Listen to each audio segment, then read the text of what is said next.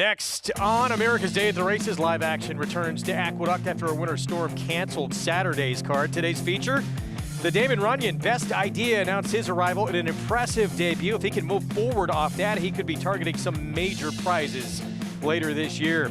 Agility has the credentials to be right there in the Damon Runyon. He's coming off a runner-up finish to a horse targeting the Wood Memorial on the Derby Trail at his next start. Meanwhile, in Hot Springs, Arkansas, the sun is shining for their Sunday card. The feature is loaded with contenders, but market analysis looks like the one to beat and the one to catch on the front end for a top barn that is back on a winning roll. And we'll look back at Saturday's impressive Derby prep win for Classic Causeway and what might be his path forward that first Saturday in May. All that and more coming up on this Sunday edition of America's Day at the Races. Good to have you with us here on FS1. Our program brought to you in part by America's Best Racing. For the love of the race, visit americasbestracing.net today. Hello, everybody. Greg Wolf, Andy Serling with you. And Todd Pletcher, he had a very somewhat late developing New York bred 3-year-old last year who went on to end the year as a Grade 1 winner. Best Idea, he's not there yet, but could he be Todd Pletcher's next American Revolution? His debut obviously showed a ton of ability. Yeah, it's a long way from winning Grade 1. I know you're not implying that. But if you compared the first race that American Revolution ran, even as a maiden when he was a 2-year-old, and for Todd Pletcher, he's way behind this horse. This horse was very impressive, Best Idea. I mean, you never know when you see a first-time starter run as impressively as he did. Listen, the game is littered with horses that did not come back and run well. But if he builds on that, Greg, not just New York breds, we're talking about a very good sprinter. Yeah, he is going to be an extremely short price in that Damon Runyon. That is at 7/8 of a mile. He'll try and get an extra furlong as well. He will break from the rail for Hall of Famer Todd Pletcher. You can play all the action today, of course, by getting signed up and started with Naira Bets. Go to NairaBets.com. You can download that Naira Bets app as well and take advantage of this offer right here. $200 deposit match sign-up bonus. Code to use for new members when you get started at sign-up, stakes 200. And bet any track, anywhere, anytime. Sun shining is mentioned out in Hot Springs, Arkansas as well. Third race we have coming up almost immediately. A maiden special weight, everyone trying for that first win on the resume. Mile and a 16th. And a 1-5 favorite, Deputy Connect, who faced a very exciting prospect last time out. He was a runner-up to We the People, who ran very big yesterday. Let's check in with our Hall of Famer, Gary Stevens, for more on the Sunday card in Hot Springs. Yeah, guys, it's been an exciting weekend here. A lot of snow on Friday. Beautiful day yesterday. We got to see CC yesterday compete, stretching out again. Last year's champions, Philly.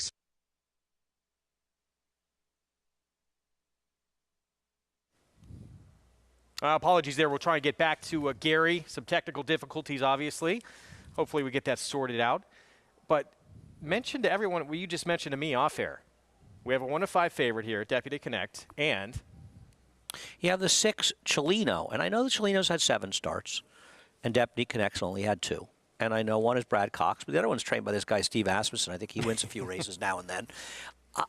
I'm not saying, yes, if somebody said to me, you can bet even money. You can bet $50 on either the 2 or 6. I'd bet the 2.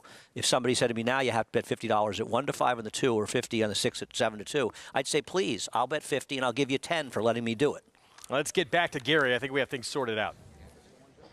I hope we've got things sorted out. Yeah, big day yesterday, but it's Sunday afternoon here, 60 degrees, fast racetrack. And yeah, it's colt by Connect, 2-horse at 1-5 right now. I believe he's 1-5. He's 1-5 right now. And listen, he's been slow out of the gate in his first 2 starts, and he came out on the racetrack. He's pretty cantankerous warming up. When he went next to the pony, he was rearing up, fooling around a little bit, but it looks good out on the racetrack. He got left last time, spotted him about 6 lengths. Chelino, he was acting up a little bit as well. He was third in that same race that We the People was in, so I'm expecting to see a big effort from the 2-horse at 1-5 right now, Deputy Connect, guys. Gary, thanks. The 2, the 6 coming out of the same race, but it's Deputy Connect from the inside, that 2. All the money on him. Let's go to Vic Stoffer. Here's the 3rd from Oaklawn.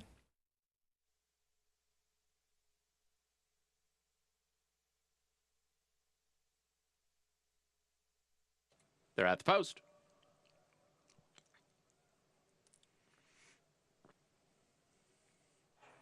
They're off. Terrible start for Ali Anabi. Good start for Chileno and Vigano. These two to the front. Deputy Connect away a close third. Kucher is next, then Boncher, and the slow start has Alianabi at the back of the pack. It's Chileno at the clubhouse turn, and he clears off. Chileno a 2-length lead on Vigano and Kucher. Deputy Connect is fighting with Francisco Arrieta. He wants to go. Francisco wants him to sit fourth and wait. 2.5 back to Boncher, and the trailer is Alianabi, and Chileno is the uncontested leader. Chileno up the backstretch, a 2.5 length advantage over Vigano and Kucher. Now the rail is wide open, and Deputy Connect is going to get his way, and he's going to move through to a joint third, soon a joint second. Deputy Connect in the red and white at the rail. 4.5 back to Boncher and Alianabi. There's a half-mile left to run, and Chileno is the uncontested leader. Chileno into the far turn, a 2-length lead on Vigano and Deputy Connect together second and third. Kucher to the outside. Deputy Connect had to steady there, leaving the backstretch, and he's back to fourth now. So Vigano has made his move outside of Chileno. Now Deputy Connect will regather himself and move through inside of Kucher. If he wins it, he's much the best. Vigano has taken over the front. It is Vigano, a half length in front of Chileno in second. Deputy Connect is back up into third, but he's 3 behind. Kucher in the center. Final furlong, Vigano, Chileno, and Kucher. These three, Deputy Connect still searching for a way through. He's going to have to angle out and try to rally between horses. Chileno re-rallies at the rail. Kucher, Deputy Connect in third. Chileno and Kucher, and they get together shoulder to shoulder. Chileno, Kucher to the outside. Chileno and Kucher. Kucher just in front, I think. This is very, very close. Kucher was in front, but Chileno got the best of the bob. It's an inch either way. Deputy Connect finished third. A 1-5 favorite nowhere in here. It comes down to the 5 Kucher, the 6 Chileno. They can all lose. Proof again here. Well, yeah, I mean, the two did have some trouble, did have a bit of a trip. It was a ridiculously overbet in this race, as we said. It does appear, though I would say, judging by that mysterious photo the other day, that actually the 5 won, the 6 won, because this is even closer than the one that we saw in the snow the other day, I think, towards the inside. It does appear that Kucher did come in and bang into, perhaps. Maybe there'll be an inquiry. We'll see. It was very close. The two got that running room late. Was he really even running at the end? I don't know. I bet the 6 Chileno. I feel like I deserved a cash. I'm a little bit grumpy. I didn't bet enough to cry too hard. 7-1 if it's Kucher the 5, 2-1 second choice if it's the 6 Chileno on the inside. Oh, the money came in. Very well, tight. I'm not calling anything after that mysterious result the other day. We have been banned from ever doing that again at Oaklawn. The angle's just too difficult to try and make a determination anyway. Wouldn't you agree that judging this one in your memory, the one the other day, it certainly seems as close, if not closer, for the inside horse, right? I don't know. No comment. I will wait for the photo. There's a reason they have it. And we'll bring that to you as soon as we hear very tight finish there. Yeah, Deputy Connect's in a bit of a tough spot early. Had to back up a little bit on that backstretch. Yeah, well, you know, Gary had mentioned, I think he broke okay today, but Gary had mentioned that he was a little bit cantankerous on the racetrack, and he did sort of get himself a little rank, get behind horses. Hey, he was just a little overbetting there. The 5, though, did improve to be at the wire with the 6. Waiting on who's the winner. We'll bring that to you in just a moment. Again, the feature here in New York, Damon Runyon, named after world-famous journalist who, of course, Guys and Dolls, based on his short stories, chronicled the life of, among others, gamblers in the sport for many, many decades. Love his stories. Best Idea, who we talked about at the top of the show for Todd Pletcher. This debut was something else. 85 Beyer speed figure in the win. He won by 5 3/4 lengths. Like a lot of Todd Pletcher firsters, this horse was ridden the whole way, and Kendrick really had to keep after him. But he also did something that's not the easiest thing to do, which is battle between horses on the front end and draw off. A lot of times horses, especially a firster, could get a little bit intimidated when they're sort of put in tight between two horses. Not the case with Best Idea. He was impressive. That 85 Beyer speed figure, Timeform US had the race even a little bit faster. Those are the kind of numbers that turn into stakes wins with first-time starters. But that move from your first start to your second start off a win is sometimes the hardest move. Is the presence of Rodney outside with his speed a problem at all for Best Idea? In theory, but Best Idea is quicker than Rodney, so he probably gets clear. I'll tell you what's a mild concern. I'm not making any biased declarations. We've seen a few races so far. The races today, the running in the stretch in general, has been done on the outside. They've been staying outside. Is the rail bad? Do the riders feel the rail's bad? Now, the first race, they did drift down to the inside, and the horse on the inside came back and won. But I have to imagine going into it, something going through Kendrick Carmouche's mind, Byron Hughes, the assistant to Todd Pletcher. They're probably thinking, we want to get out, we want to get clear, and we want to drift off the inside just to be safe at least. We'll keep our eyes on that and the trip that Best Idea gets. He should be able to make any kind of trip he wants, you would think. I mean, he's good. I hope that we see him continue to improve because he's a good one if he does. Kuchar. David Cabrera. I want to see that photo next Rudolph to Brissett going to the winner's circle. Well, you know, the aggressive move by Har in the middle on the turn with a 3 put a little pressure on Chelino, but I can't. Look, I got everything I wanted from Chelino, a good aggressive ride from Joel Rosario. Kuchar just able to run him down. I don't know if there was some contact when he came in. Probably not. Probably just one of those things. Very tight finish, and good for David Cabrera, out-dueling the reigning Eclipse Award winner, Joel Rosario, for that victory. There's $16 for the win at 7:01. 5-6-2, the 2-5 favorite, checking in third in our first live action of the afternoon on the program. Let's get back to New York. Let's. Race 5.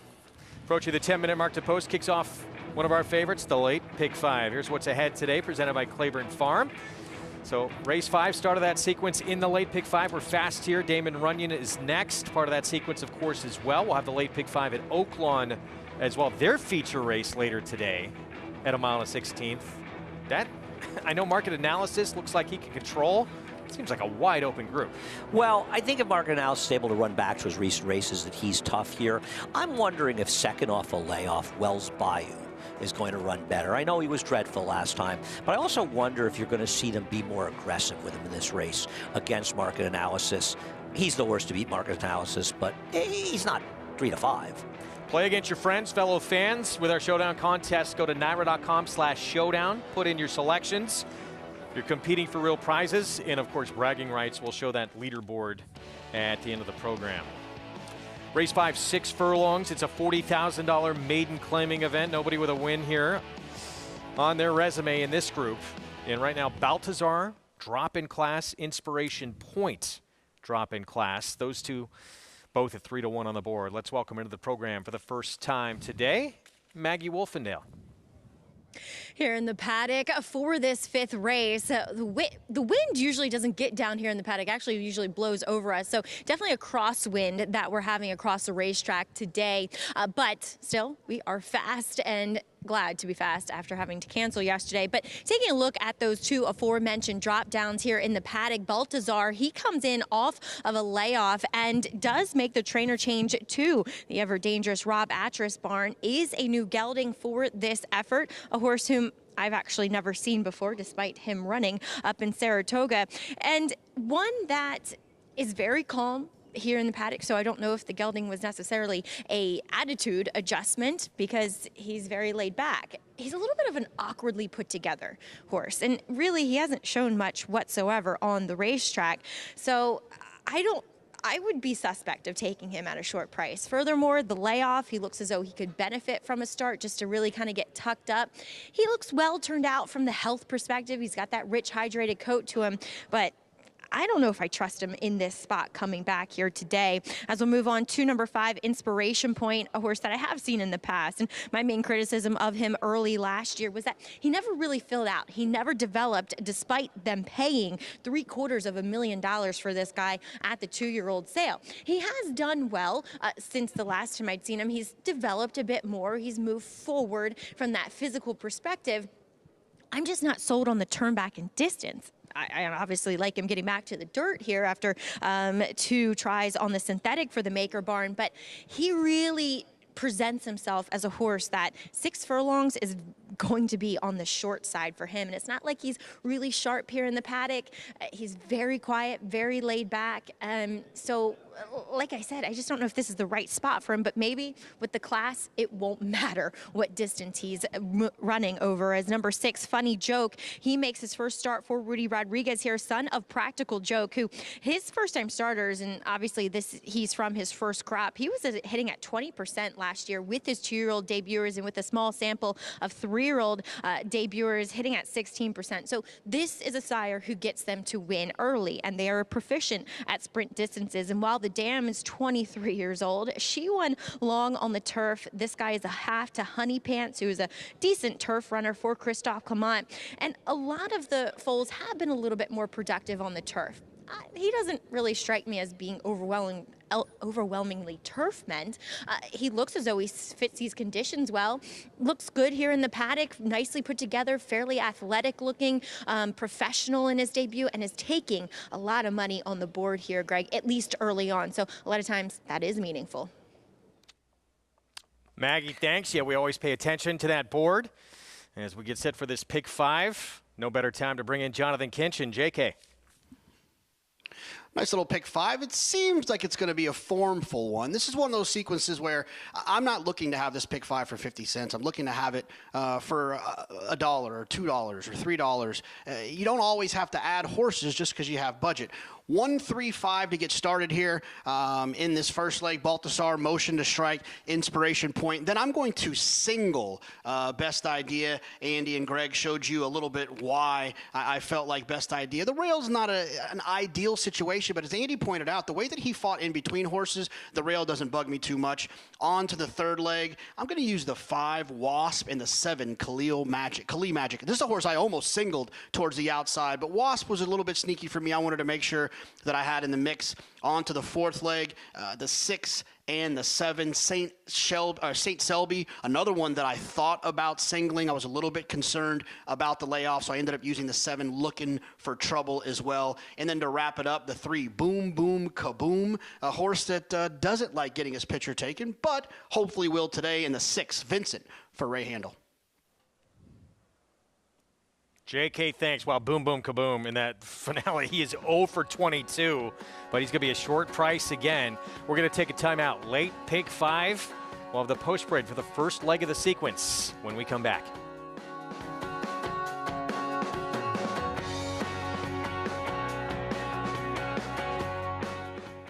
A Grade 1 winner of nearly $2 million, Silver State hails from the sire line of legendary Claiborne stallion Danzig. And his second dam is full sister to Kentucky Derby winner Monarchos. After winning the Oaklawn Handicap, Silver State defeated Knicks Go in the Grade 1 Metropolitan Handicap. On the board in 12 of 14 starts from ages 2 to 4, his career included a 6-race winning streak. Grade 1 winner Silver State, standing at Claiborne Farm.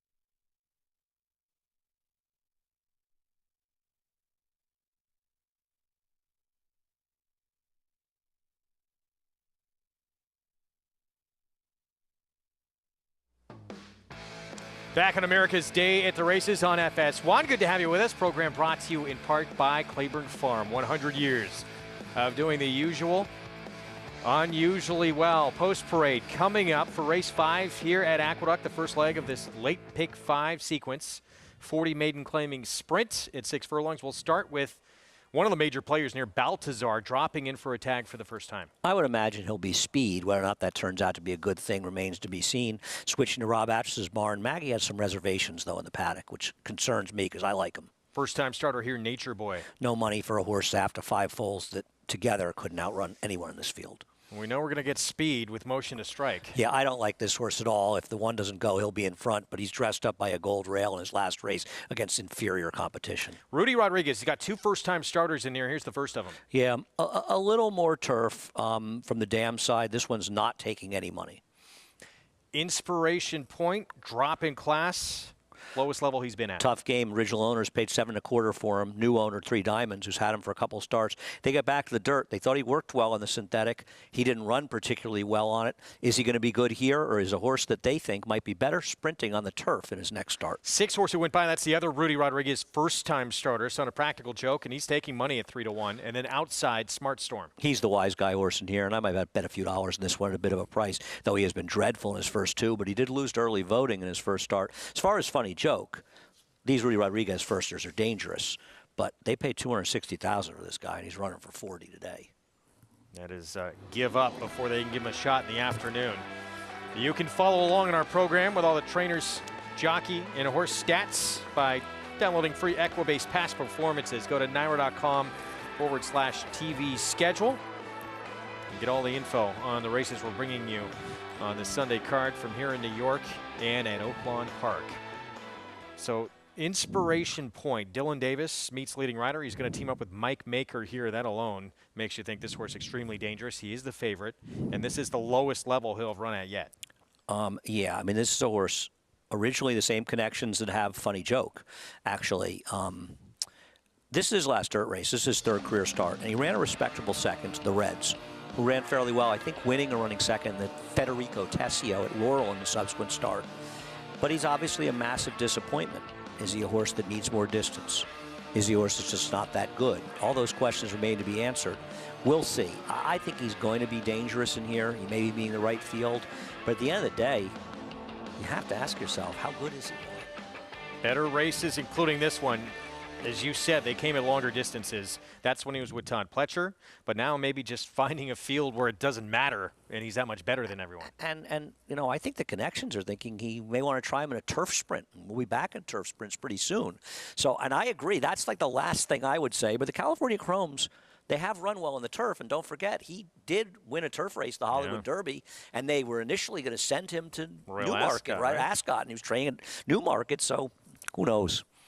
Tough race. Now this horse here, he's quick. He tried to go gate to wire the last 3 starts. It's getting closer, closer, and closer, but it seemed like really he should have sealed the deal last time out, and he still got caught. Right. And he was on the best part of the racetrack. He had everything his own way, and he still couldn't win against inferior horses. Now, you could make the argument in this race, well, I'm saying inferior horses. We've got 3 first-time starters. Who knows? They've never run. Maybe they all can't run, right? You got Inspiration Point, who doesn't exactly inspire you. You've got the one Baltazar, who I kind of like. Maggie didn't love him in the paddock, thought he might need a race, and it's not like he's ever done any running. And you've got the 7 Smart Storm, who I think is a little interesting at a price, but he's never done any running either. So who knows if this is a field that's particularly tough. But Motion to Strike is the kind of horse I bet against every day of the week. But you don't think he's going to get loose in here? No, I think if Baltazar is live, he's got to go from the inside because I think he's every bit as fast as Motion to Strike. And I have to believe if he's live, he's going to be a speed coming from Rob Atchis. Let's head back down to Maggie. Guys, I'm taking a flyer in here. I'm not thrilled with the 2 horses dropping down. I get where they can win.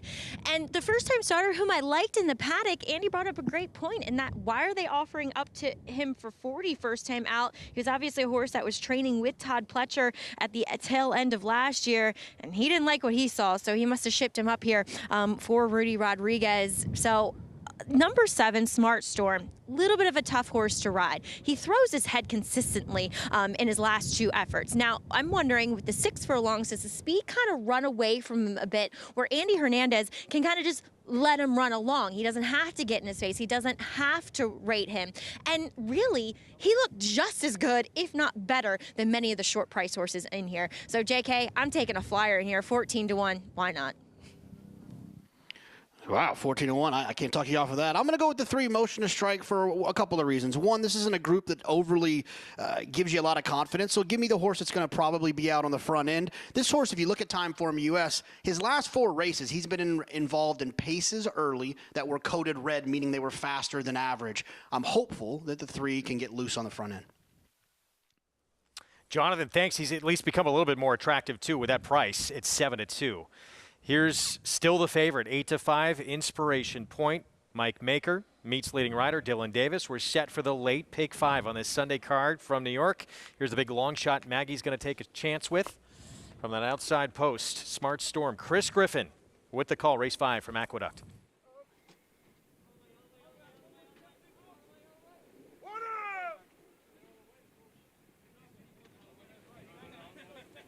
All in line. All set. And they're off. Speed from in between horses. Here's Motion to Strike right out to the front. Hard Scent, Nature Boy is there in the blue cap, and tight at the rail will be Baltasar. These are the top 3. Smart Storm up on the far outside is going to stalk off these pace setters. Gets real tight for Baltasar. Just had to check out of there. Lord Licorice is in between horses. Red Silks is now taken 4th as Baltasar is back to 5th and still in very tight. Wide run here comes Funny Joke. At the back, it's Inspiration Point. Action-packed first quarter. They got 4 furlongs left to go, and into the far turn. It's Motion to Strike. Who's clear? 22.57 for the opening quarter mile. Smart Storm. Andy Hernandez ranging up on the outside. Under a drive comes Funny Joke in 3rd. Losing some ground there was Lord Licorice. Inspiration Point was at the back of the pack, but is now making a 4-wide rally. Is coming after leaders. Baltasar is now in the clear, and dropping back, it's Nature Boy, the trailer. They line up here with a quarter mile left to go. At the rail, it's Motion to Strike. Here comes Inspiration Point, who sat off the early fractions in the center of the racetrack. Funny Joke goes right with this rival. Baltasar has got a big rally up on the far outside trying to overcome the trouble. It's Funny Joke for a final 1/8 of a mile. Inspiration Point up on the outside. They're now shoulder to shoulder here for a final 16th. Funny Joke, Inspiration Point. Baltasar is 3rd. Funny Joke just keeps finding. Funny Joke. Trevor McCarthy gets a double. Funny Joke, Inspiration Point. Baltasar to the outside of Lord Licorice in 1 minute 12.94 seconds. Dangerous Trainer. He had 2 first-timers in here, and he wins with one of them. Funny Joke, the one who was taking the attention on the board, goes off at 7-2. It's funny, Greg. You said, you know, it's you always, whenever you're talking in the middle of a race, well, you said to me, the 6 is, you know, he can run. But then you saw Trevor start pumping away, and he kind of didn't get the leaders. And I said, I'm not sure he can run. But it turned out he found more, and he kept grinding away, getting it done. Inspiration Point moved up outside like he looked like a winner. I don't know if turf will help him or not. He just couldn't get it done. And Baltasar had a little bit of trouble to the inside, kind of shuffled back a bit. But he got outside to make a clear run and ultimately had very little. 6-5, close for 3rd. Looks like the one Baltasar. Did this horse get taken? That's the question here. I don't know. First-time stars getting claimed. Linda Rice is one of the few trainers I see do it quite often. Maybe. Practical Joke, get it relatively cheaply. Possible. We'll see. Do you want him for $40,000 is the question. 7-2, wins the debut over the much more experienced Inspiration Point in here. And it was the one getting up for 3rd. 6-5, 1-4 here in the 5th at Aqueduct, and a slight upset to start off this late pick 5. Back to Hot Springs. Race 4 next, mile and a 16th, an allowance optional claiming field. 3-5 on Warriors Battle is going to try and make it 4 in a row. Brad Cox, Ricardo Santana Jr. from the inside. Well, this is the Brad Cox purse, right? I mean, not only does Brad Cox have the overwhelming favorite down on the rail, and don't forget Brad lost with an overwhelming favorite in the last race, but just for insurance, he's got the clear-cut second choice in the 2, Interstate Daydream. Who might be the worst to beat, actually. Tough to separate these two. This one going to be making her 3-year-old debut. Yeah, I mean, I think that, at least on a buyer scale, Warriors Bow's a little bit faster, but I kind of like the 2 a little bit, too, so I'd prefer her at a bigger price. Anna Gangsta, blinkers go on. New barn was with Brad Cox. She will have to improve for Lindsay Schultz. Cupid's Music, big price at 21-1. She's just never done any running that puts her even in the hunt. Tried Secret Oath in the Martha Washington. That didn't go well. Big Java won the debut for 30 maiden claiming. Ran well enough in the debut with an improvement. Could be a player here. Next door, Dare Me. Apprentice John Geraldo for Greg Compton won the debut. 4 of the 6 horses we've talked about originally trained by Brad Cox. This one claimed off Brad in that debut win, and then tried Warriors Battle, has 10.5 lengths to try and make up.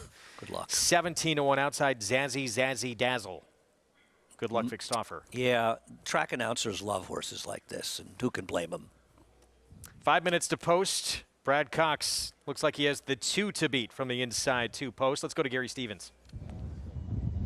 Yeah, guys, I mean, Warriors Battle makes all the sense. She's 3 for 3 on this racetrack and seems to enjoy it. The problem is she's run the exact same Beyer speed figure in her last 2 races, but she won by wide margins, so she wasn't under any pressure. So if she's challenged, will she find more gas? Is she going to extend that lead? Is she better than what those 71 speed buyers say?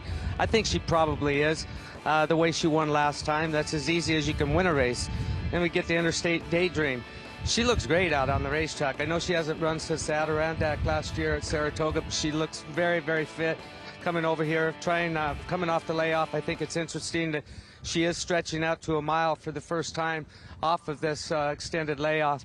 My pick, though, for the money is the 5 horse at 7-1. I think she'll improve off that first effort. Yeah, it was maiden 30, but she did it the right way. She gutted it out. They went slow fractions early on, but I expect her to improve quite a bit today. She ran a 63 speed buyer that day. She's going to need faster than that to win today, but I think she may have it in her. Jonathan, what's your thoughts on this race? Yeah, look, I mean, obviously, in my opinion, it's between the 2 Brad Cox runners. And here's what I'll say is that Warriors Battle, we've kind of seen what she is. She's run a couple times already as a 3-year-old. She's been forwardly placed, but she hasn't really gone all that fast early in the races that she has been forwardly placed. Her stablemate, who ran well as a 2-year-old, ran a similar number. And although this horse came from out of Interstate Daydream, the pace figures early in that race at Saratoga weren't that far off of what Warriors Battle earned last time, close up to the pace. If I didn't lose you yet, I'm going to go with the 2-year-old progressing into a 3-year-old now with Interstate Dream, getting Lasix for the first time and hopefully taking another step forward. And if you look at the workout tab, you'll see that on March 5th, February 26th, February 19th, it seems like they were working together, at least on a couple of those situations with similar times. So if they're similar animals, give me the one with a higher ceiling. That's the 2, Interstate Daydream. Yeah, it's a good point. It does seem like kind of on the come. That's the one with the higher ceiling. 9-5. There she is. Daughter of Classic Empire. 9-5 second choice. You can earn a 20% bonus on your winning Exactas Sundays all throughout March at Santa Anita. To qualify, go to NYRABets.com. You have to opt into the promotion. Then bet Exactas is the great race place. If your ticket hits, you'll earn a 20% bonus. Go to NYRABets.com for all the details. I would also bet the 2 at these odds. At the same price, I would bet the 1. And I'm not 100% sure they won't be closer by post time because you're dealing with money that's coming in late that's significantly changed the odds. We saw it in the last race, the 6 horse going from 7-2 to 2-1. The advantage that Warriors Battle has is that, at least on paper, he's the speed. So he may have a tactical advantage over Interstate Daydream. Now, the Interstate Daydream is slow, but she's a lot slower than Warriors Battle. Warriors Battle also has recency. Now, the way Warriors Battles went to 3-5, Interstate Daydream went to 2-1, maybe they don't come together at the end. I don't know. Is Interstate Daydream really that good? She did close against a tough field last time in a race where the pace held together, but maybe it was just one of those races at 6.5 furlongs. I don't know. It's a tough call. 3-year-old debut for Interstate Daydream. First time going 2 turns as well. But you would think, I mean, that's showing some big ability, running second in a grade 2 at Saratoga in just her second start. Won the debut. We'll see what happens here. The upside appears to be with her, but not too much downside with a filly who's reeled off 3 in a row as well and already proven it a mile. Well, that's the thing. You could say with Warriors Battle, she's current, and I got no argument with somebody who bets the 2 at 2-1. I would, if somebody said to me, you have to bet in this race, I would bet the 2 at 2-1 over the 1. But the one's got that recency. And how often do we talk about this, Greg? You know, the recency over horses off of layoffs, what an advantage could be. On the other hand, is it 1-2 versus 2-1 an advantage? It's really about the odds. You know, you have to ask yourself that question. Just because you would bet one horse if they were both the same price doesn't mean you wouldn't bet the other one if there's a real disparity in odds. You know, we talked about and had the story of State and Fleury in the program yesterday. Really just hit it out of the park with She Dares the Devil, who's become an incredible mare for him, even though she didn't win yesterday in that battle against the reigning female sprint champ, Cece. But State and Fleury, his Fleury Racing stable, owns the two here, Interstate Daydream. His rise has kind of been right step in step with the rise of Brad Cox. Yeah, you know, Brad Cox is so interesting. I mean, Brad Cox was training on his own for a dozen years, basically before most of us heard of him. But now everybody's heard of him. Indeed. Back-to-back Eclipse Award-winning trainer. And he's got the 2 to beat in here. The odds-on favorite, Warriors Battle of 1, and next door, Interstate Daydream, making her 3-year-old debut. Vic Stauffer with the call. Here is the 4th from Oaklawn.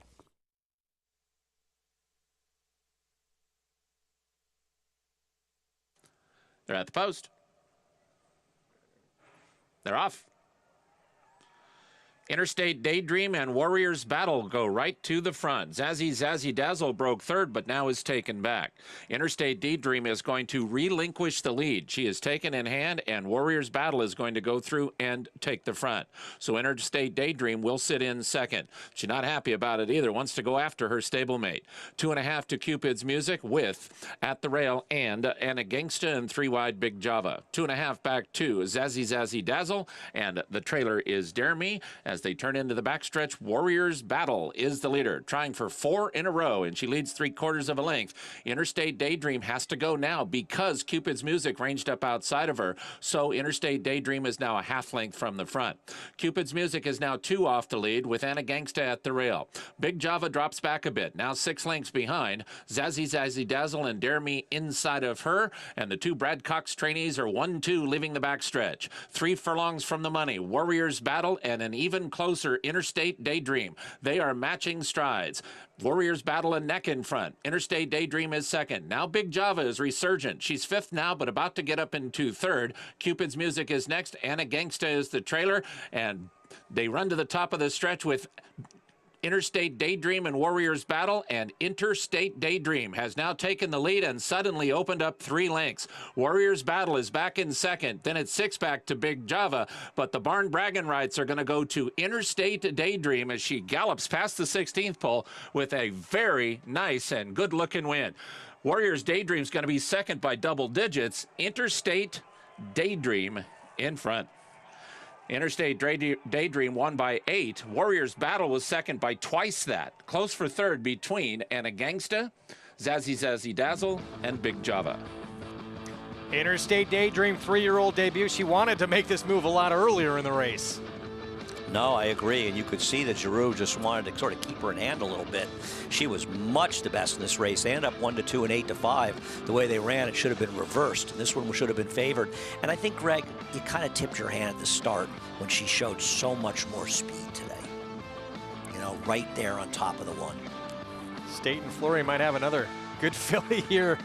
Of course, She Dares the Devil. That was one of the biggest shocking upsets that year when she won the Kentucky Oaks and beat Swiss Skydiver and Gamine. Yeah, no, agreed. This filly's showing some ability here. That's the starting point for her 3-year-old campaign. Already graded 6th place as a 2-year-old. Nice return to the races here. Brad Cox, Florent Giroux. Yeah, always interested to see the speed figures they come out. You know, you look at yesterday's races, and a lot of people would have said, well, the Tampa Bay Derby will be the best buyer speed figure for a dirt routing 3-year-olds yesterday, and lo and behold, there was a non-winners of 1 allowance win at Oaklawn. They got a higher number. So it's nice to see those figs and see how these horses stack up. And we know this is a division that could use some depth. We're going to take a timeout. We will be back with those prices from the 4th at Oaklawn. When we return, we'll talk the Derby Trail from Saturday in Oldsmar, Florida. And Brian Lynch certainly has cause for celebration. Classic Causeway again on the front end to win the Tampa Bay Derby. We'll look back at it next.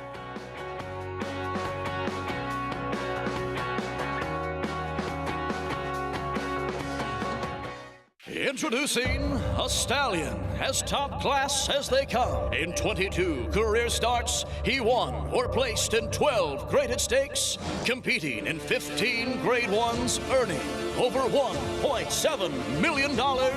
His undisputed speed is evidenced by 7 100-plus Spire speed figures, a 3-time grade 1 winner, Raging Bull. Who you betting on?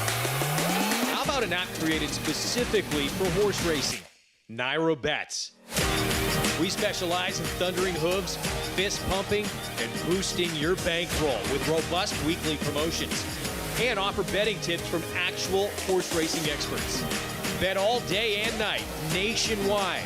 Get the action and thrill of horse racing with Naira Bets.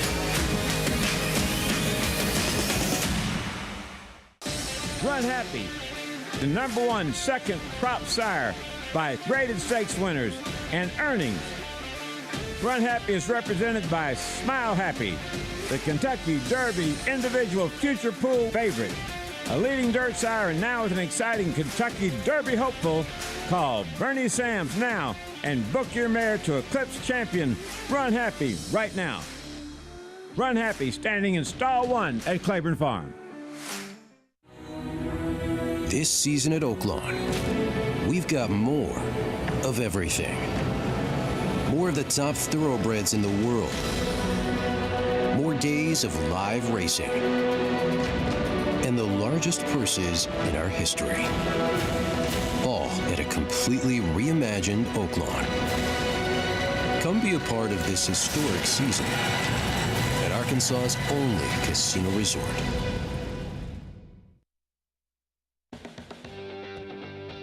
We're back on America's Day at the Races on FS1. Happy Sunday, everybody. Good to have you with us. Program brought to you where you can play it all. Go to NairaBets.com. Download the Naira Bets app. Get signed up and started. Funny joke. First-time starter. Kicks off the late pick 5 at Aqueduct for Rudy Rodriguez. Trevor McCarthy still chasing Dylan Davis. Yeah, but he's still here, and Kendrick's still here as well. And we have 6 more days of this meeting after today. Yesterday's cancellation, I guess, was good for Dylan, though. I imagine he would rather have ridden and gotten some mounts, some chances to win. Nice win for them. Congrats to the connections. 260, but 40. We'll see if this horse got claimed or not. I'm skeptical. First-time starter getting by the much more experienced and dropping in class Inspiration Point, that 5-horse for Happy Days fans, as That's you pointed right. out to me before the show. That's right. Happy Days, of course, the TV show Inspiration Point, as many people may know. Remember? Famous makeout spot in Happy Days. 6.514 finish there, $9.50 for the win on this first-time starter.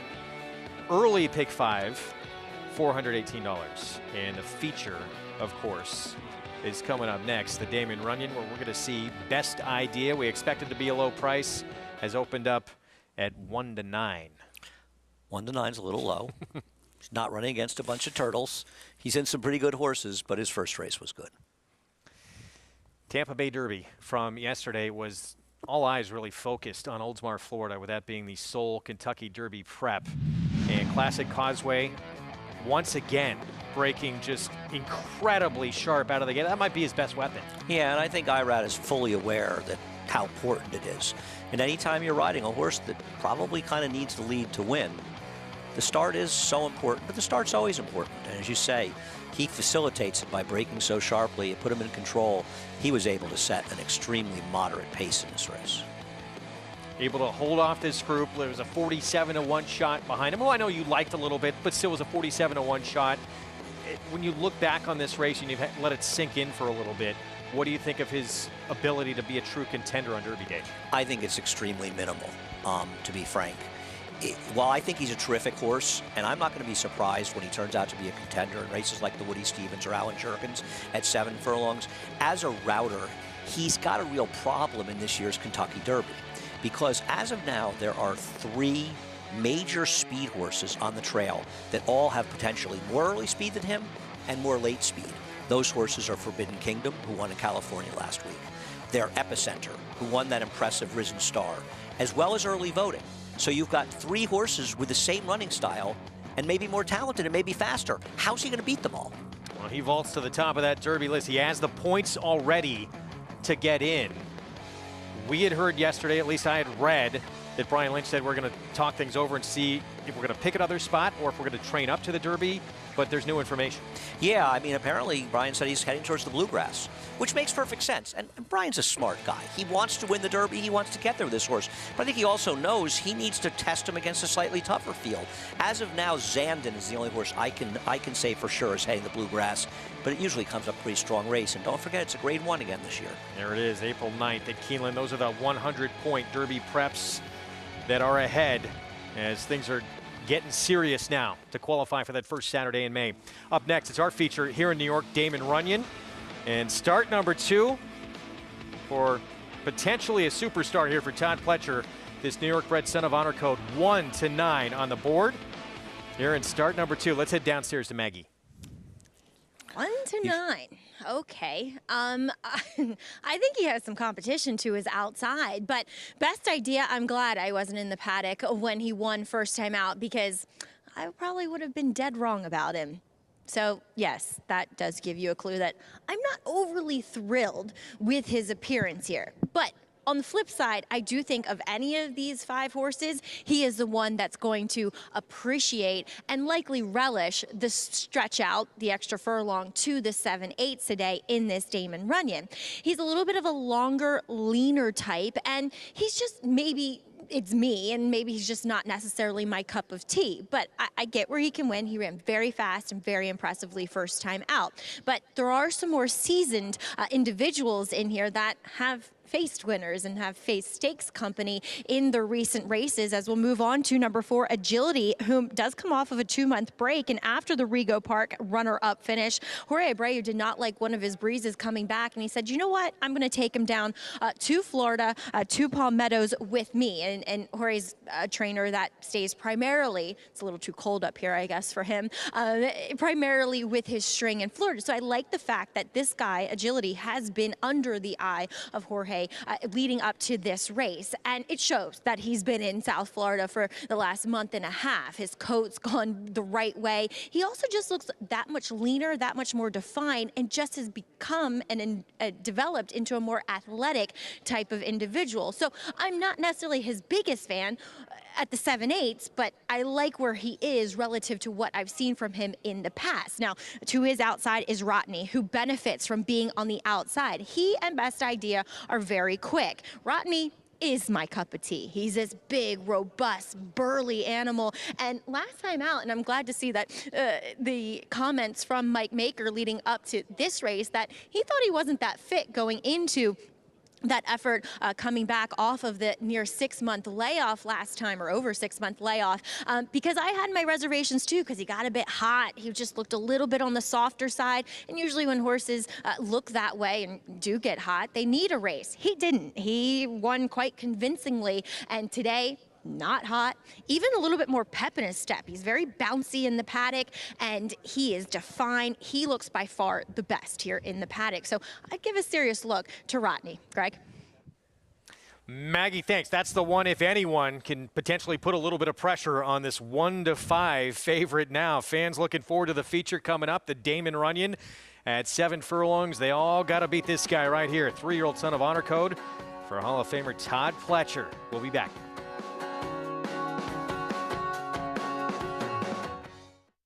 Magic's in front. Good Magic pulls away from Sobomini.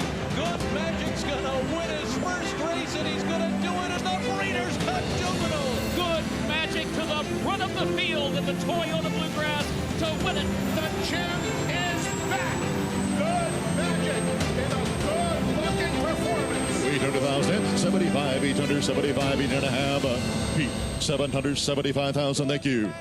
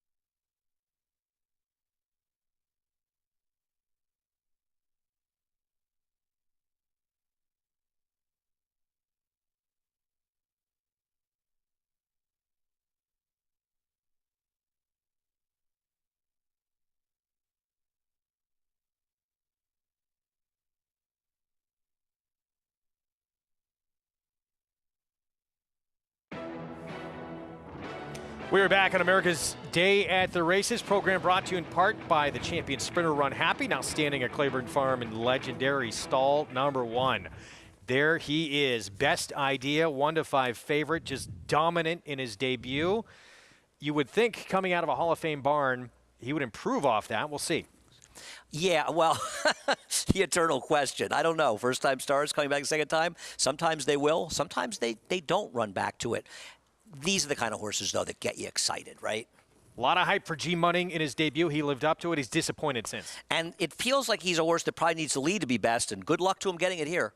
Here's Agility. He was second to Barise in the Regal Park last out. I don't think he's impossible. I thought he ran fine last time out, and at least he doesn't need the lead to win. And the other speed, Mike Maker's Rotney with Manny Franco. Yeah, I think he had the run of the race last time, and it made him look a little better than he is. I'm a little circumspect of him as the second choice. I prefer the 4 as the other horse. 2 minutes to post here in the Damon Runyon. You can play this race with Naira Bets. Get signed up, started. Go to nairabets.com, download the app, and take advantage of that $200 deposit match sign-up bonus. That's the code to use for new members, Stakes 200. And take advantage of that offer and bet any track, anywhere, anytime. We've seen so many New York breds go on to have just incredible careers, and obviously most recently Todd Pletcher's American Revolution. No, I agree. You always feel bad. It's like saying, California Chrome was a cowbred, as though that somehow makes him inferior to other horses, It's what they do on the racetrack, and as Richie will often say, a good horse can come from anywhere. And there's a lot of good stallions in New York. There's a lot of broodmares. You see a lot of good horses coming out of New York. Funny Side won the Derby. And you go back to some other very good horses back in the day, like Wynn, who old-timers like me remember. This is another New York bred that, here's the question, Greg. It would be 27 days until the Bayshore, which is at 7 furlongs, a grade 3 here on Wood Day. Would Todd Pletcher think of running him in a race like that if he runs well here? I mean, I think it makes perfect sense, doesn't it? It depends if he could take that move forward. He ran a bigger number in that debut than American Revolution did in his first 2 career starts. Yeah, I mean, American Revolution, he sort of tipped his hand when he was still with a different trainer. I don't remember who he began with. Was it Rudy Brissett or somebody, or Ben Cole, who he originally, Brissett. He ran behind Mandaloon. And Mandaloon got a mid-70 buyer. He's now the Kentucky Derby winner. And American Revolution had trouble behind him. I mean, there's an argument he could have won that race with a clean trip. Mandaloon had a great trip. He came back with Todd Pletcher. He ran a 79 buyer, but the horse that he beat came back and ran a 90 buyer in his next start. So immediately you knew you were talking about a good horse. And it was in his 4th start. He ran a 101, a 108, and a 105. He came to hand quickly for Todd Pletcher. Now, every horse is an individual, and that doesn't mean he's going to do it. But if you look through history and you looked at horses that got triple-digit buyers in their debut, the vast majority of them went on to win stake races. It's not as though they were one-hit wonders. 1-5. Can he back up that impressive debut here in Stakes Company in start number 2? Jonathan, what do you think? Yeah, look, this is one of those easy, hard races, right? And if you're a horse player, you know what I mean, is obviously Best Idea. If he runs the race that he ran prior or he takes a step forward, it's an easy race. He'll win. But then if he doesn't, takes a step back, stumbles out of the gate, something of that nature, it's a hard race because I think there's a lot of horses that can win. I thought the 3G Munning was at least a little bit interesting. It's a horse that ran extremely well on debut back in November at Aqueduct, ran a fast number that day, had fast pace figures, has speed. Had some excuses in the last couple of starts not to run as well. Maybe the real or the old G Munning actually shows back up. Agility, another horse, the 4 that makes sense. The 5 we've talked about as well. So that's what I mean by if Best Idea runs his race, it's easy. But if it's not, it's going to be tough. Maybe Maggie can help us figure out who the other horse might be. For me, Jonathan, that is definitely Rotney. I continue to like him, and maybe I'm in a contrarian mood, but I'm taking Rotney here, though I will say that number 1, Best Idea, got a really good warm-up beneath Kendrick Carmouche. Look for him to be firing from that inside, Greg.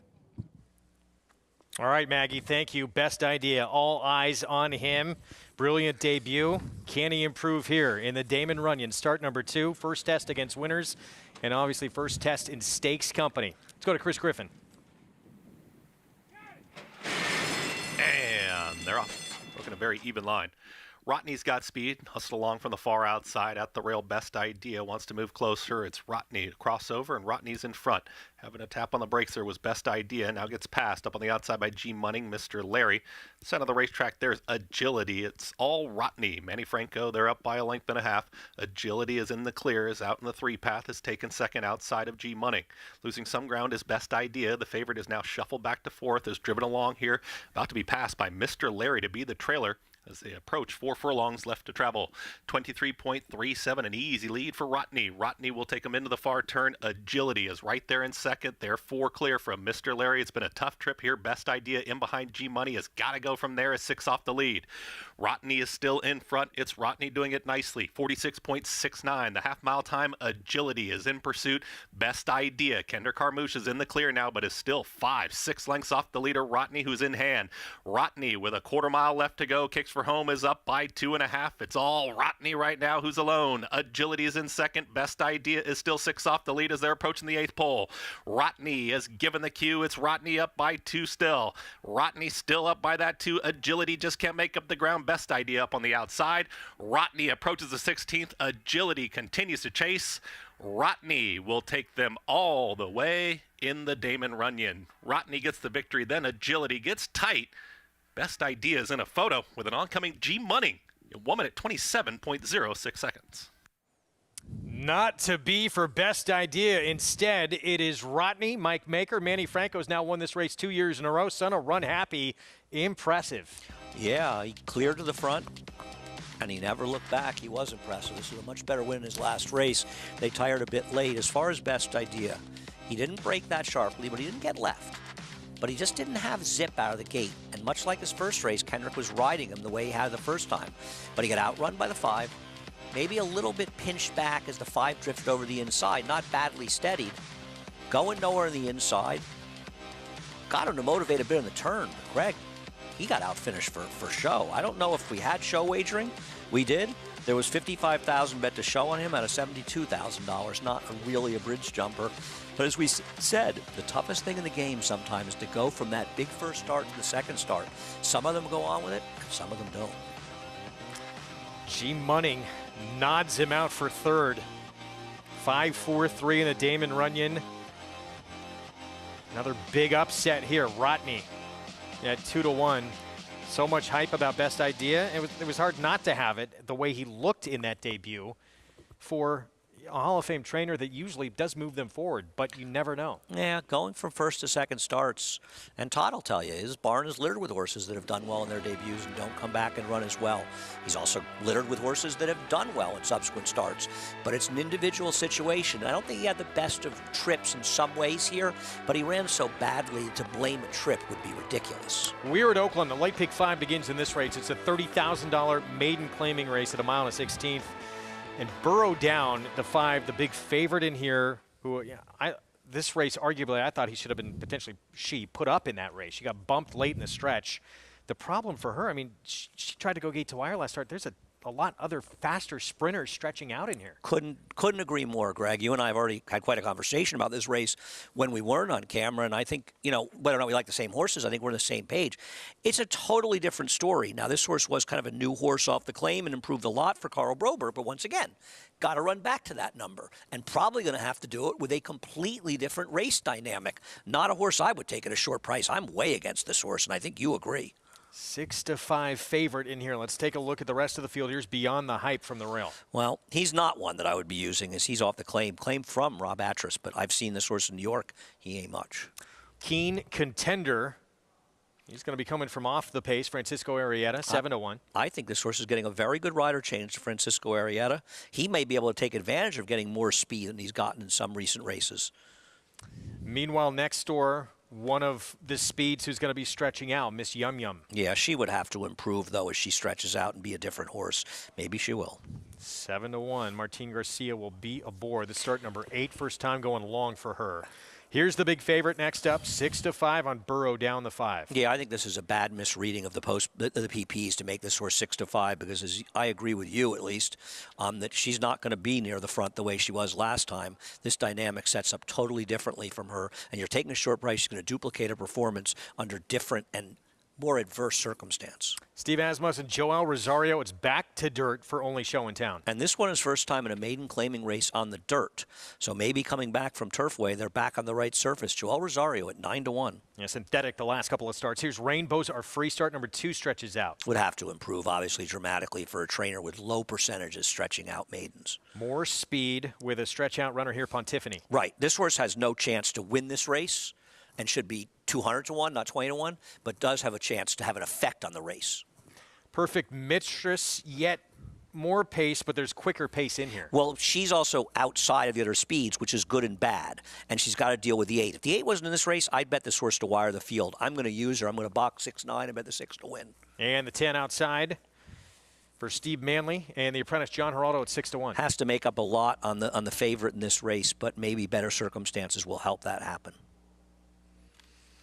So interesting race to start off this Pick 5 sequence. We're against the 6-5 favorite, but off that last performance, deserves to be the one to beat. It just looks like pace of the race does not set up in her favor. Meanwhile, part of this Pick 5, that feature that we touched on briefly at the top of the show, good race that we'll see if Wells Bayou is on that Triple Crown Trail back in 2020 for Brad Cox, can rebound. That comeback race for him, obviously, was not good at all. Yeah, I mean, there's a real question of whether or not he can still run competitively. I just think you're going to see Giroux be more aggressive with him. I almost think about Concert Tour, the way in his second start they were more aggressive with him, and he ran an improved race to run second. I think they have to understand if he can still run, and I'm not sure he can, but if he can, he's going to have to do it towards the front end. So I think that could work maybe in his favor, but certainly possibly hurt the favorite a little bit.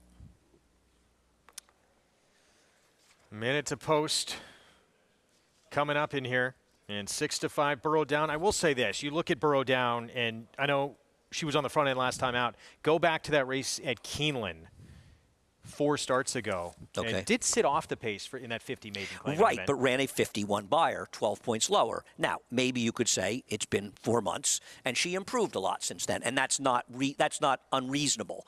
But still, it feels like maybe it was the new trainer, and maybe she's a different horse than the new trainer. There are possibilities. Neither one of us is saying she can't win here. We're just saying she's a bad gamble at 6-5 because of the circumstance, because each race is an individual event. And on paper, it seems extraordinarily unlikely that she's going to be controlling at a moderate pace here. Nothing's impossible, but it doesn't seem likely. Meanwhile, look at the 9. Perfect Mistress. Tried to go gate to wire 2 starts back, stretching out. Hung in there actually for second at this level. Then set off the pace in that Burrow Down race and was not as effective. But I don't think it's going to hurt to get a rider switch to Ricardo Santana. No knock on the prior rider, but you're getting a rider who hasn't had much success at the meet to a rider who is one of the best riders in the country.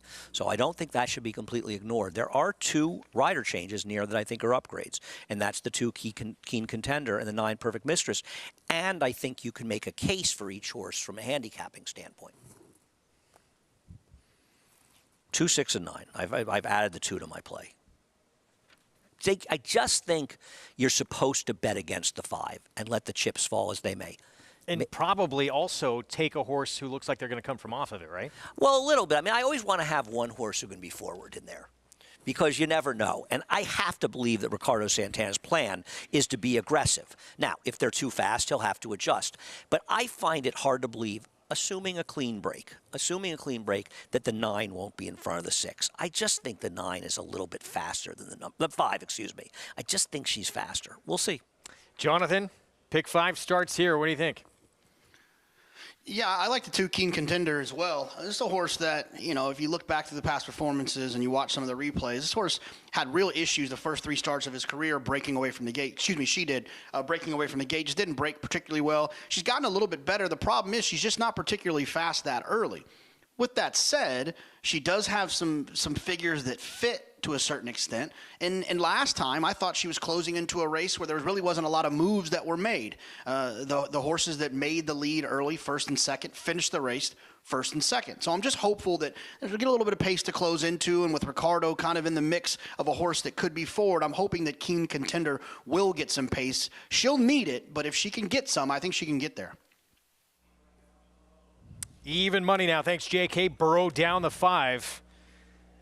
Taking all the money As we get set for this pick 5 from Hot Springs, let's go to Vic Stauffer for the call.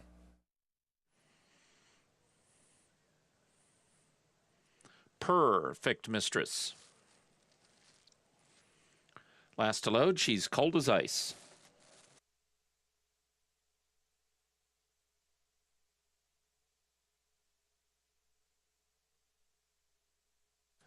They're at the post.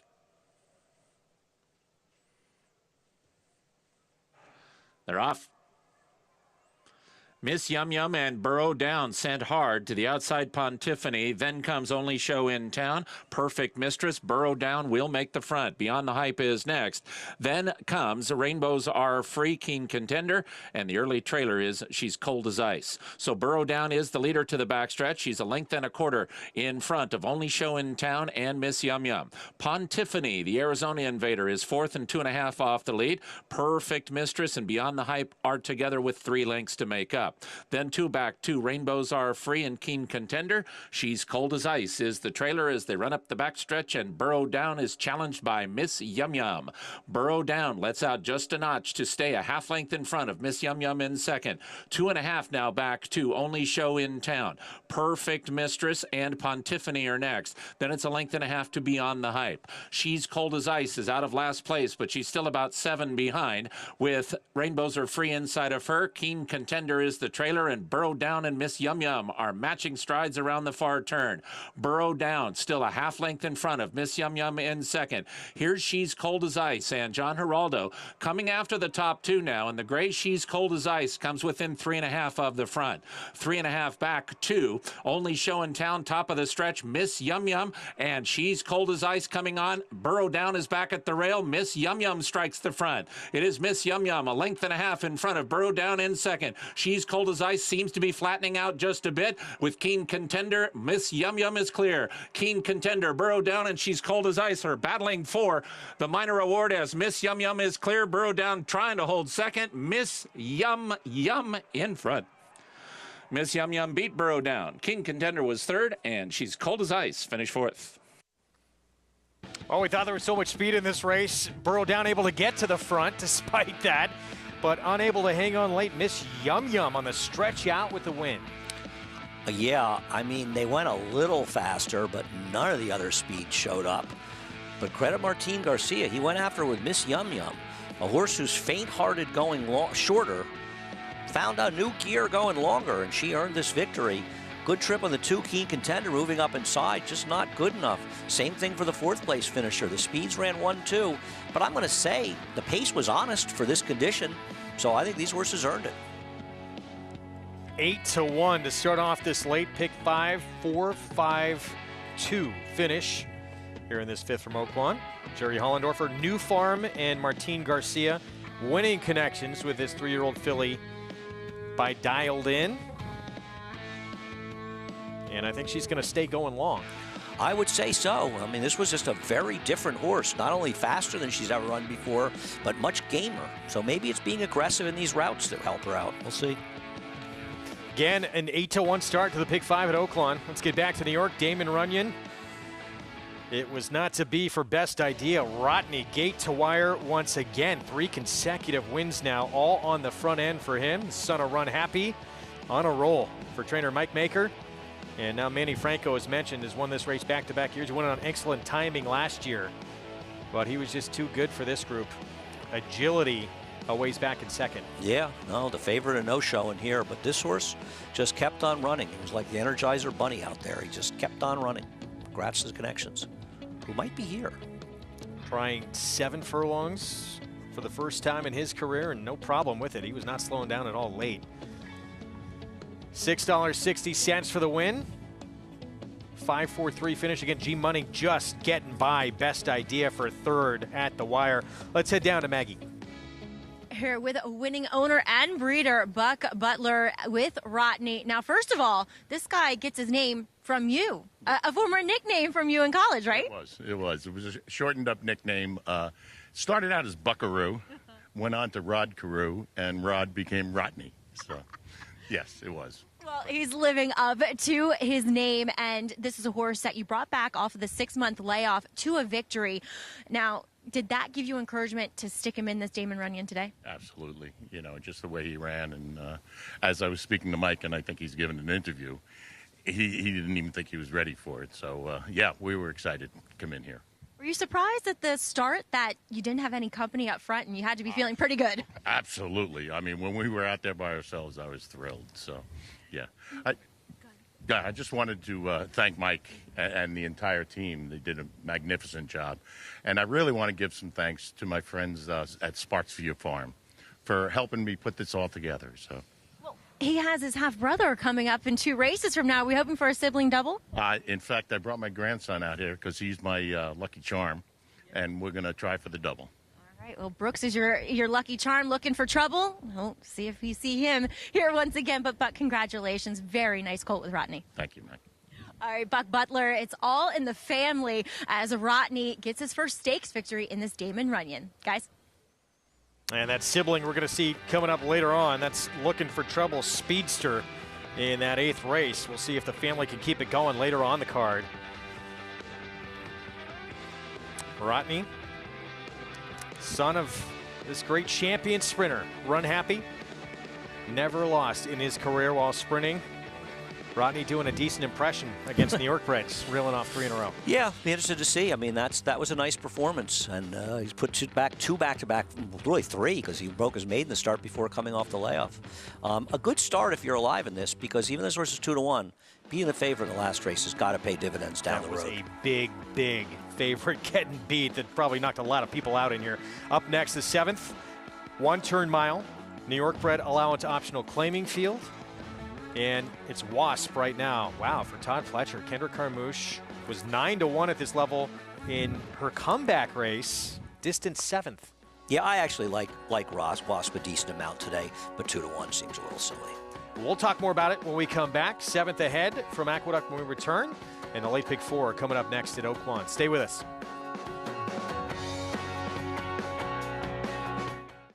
They say breed the best of the best and hope for the best. Vacoma broke well on the outside. But you don't expect to get speed like this. It is Vacoma, the one to catch. Vacoma has a 5-length lead in this grade 1 quarter.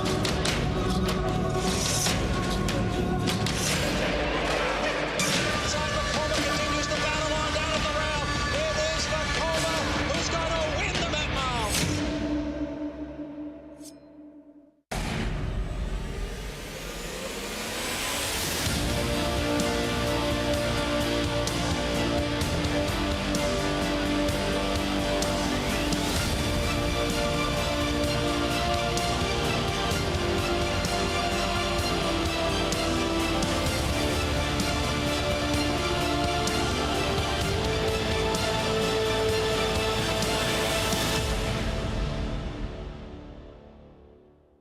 Start spreading the news. If you're looking to win in New York, then breed in New York. To War Dancer, the millionaire son of Warfront, and New York's #1 sire of 3-year-olds. Breed to a proven performer, the #1 second crop sire at the Saratoga meet with multiple winners at Belmont and Aqueduct. Earn double the New York Breeders' Awards and participate in the New York Stallion Series with $2 million in purses. War Dancer, proud to stand in New York. Visit wardancerstud.com.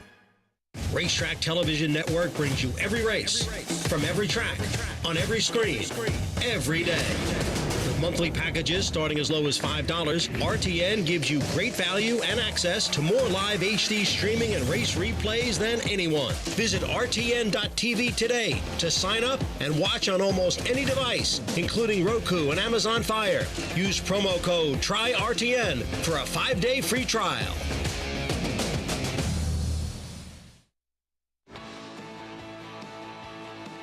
You're watching America's Day at the Races on FS1, and a look at one of the best views in all of racing anywhere. That hotel in Hot Springs, right on the racetrack. $30,000 maiden claiming race at a mile and 16th to kick off the first leg of the Pick 5, and Miss Yum Yum stretching out around 2 turns for the first time, out dueling Burrow down for the win. I mean, she did it fair and square. She went after the heavy favorite, put her away, and held her off. Nobody closed, but maybe nobody was as good as these two. And Miss Yum Yum, she dramatically improved, stretching out. $19.60 to kick off this pick 5 sequence. Burrow Down wound up going off odds on at 4-5. Keen Contender 4-5. Getting third. I don't think we were right about her, but I still wish I booked her at 4-5. Because she ran a lot better than you and I thought she would. But she did. was dramatically overbet. Back to New York. 7th race again coming up next, and Kali Magic, one of the main contenders. Trevor McCarthy, Chris Engelhart team up, was just third at this condition in the mud last start. Post parade when we come back.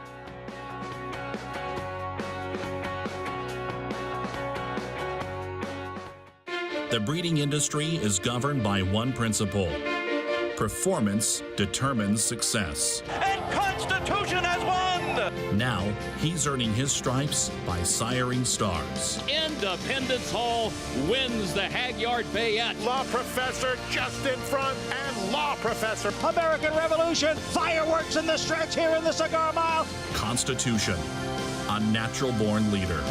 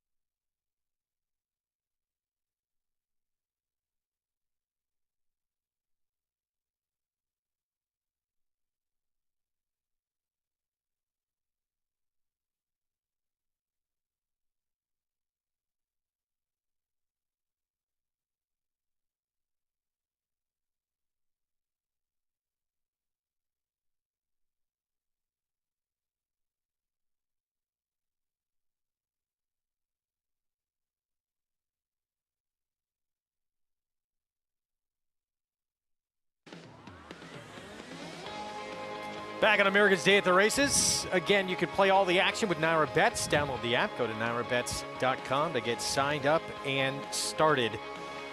6 minutes to post. Here in the 7th, let's head downstairs to Maggie Wolfendale.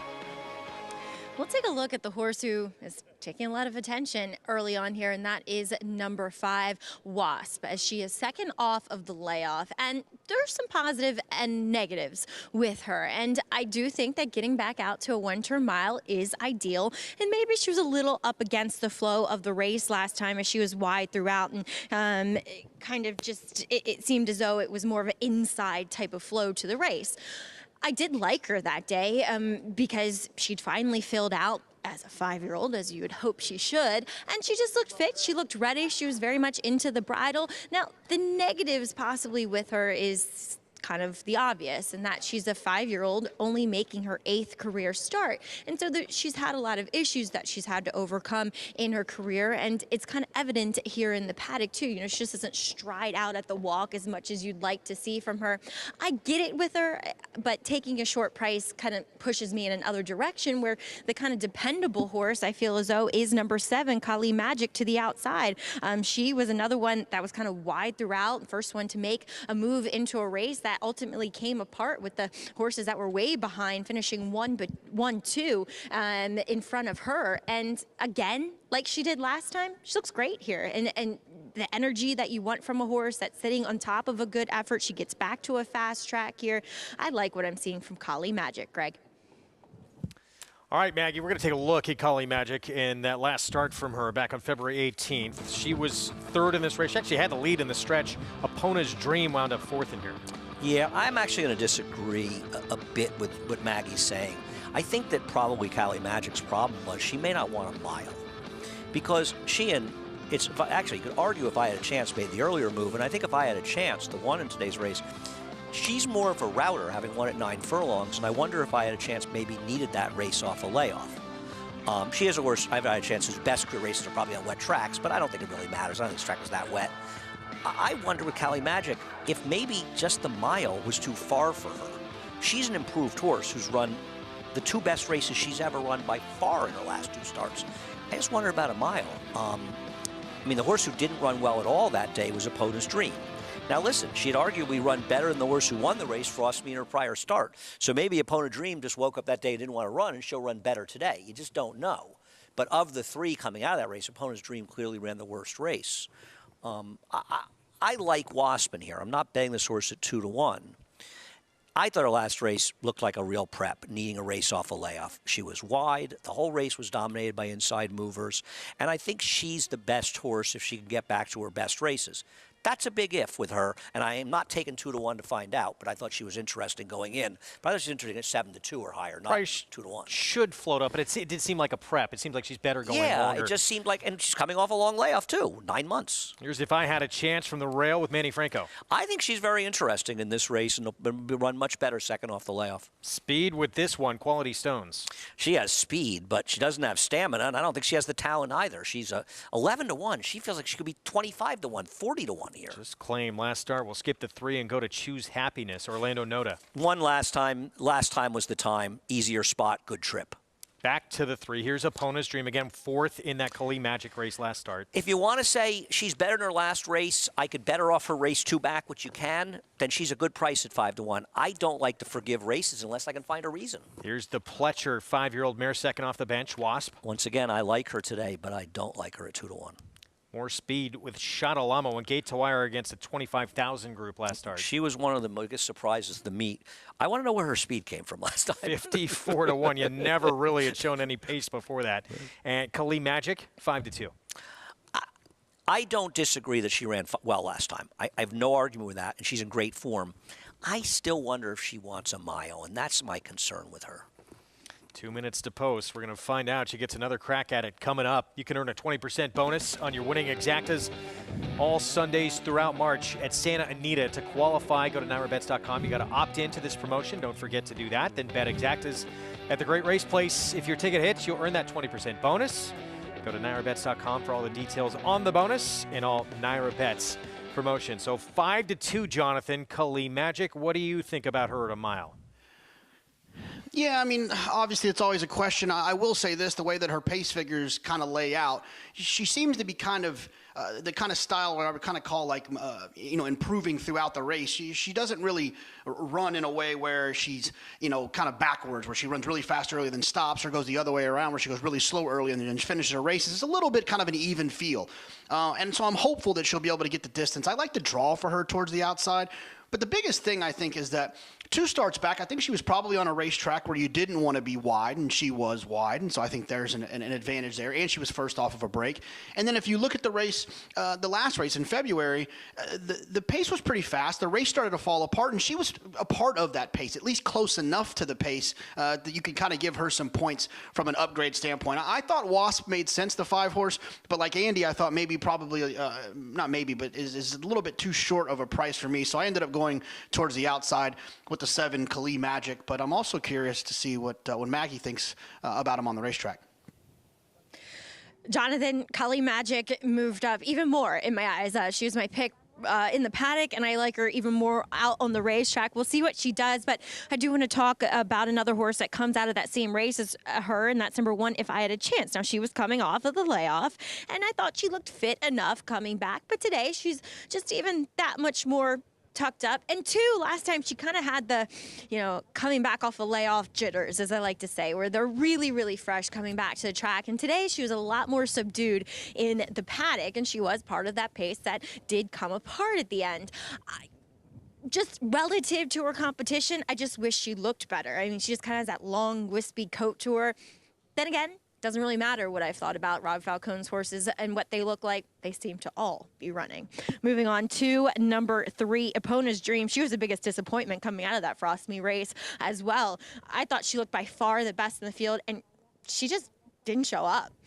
Now, she looks great again, but it's hard to endorse her or take her in how she ran last time. I mean, she's 9-2, which is an okay price on her, but like I said, she looks the part, but what happened last time, Greg? Interesting race. I mean, you can pour over this race for hours and probably just get more confused. Yeah.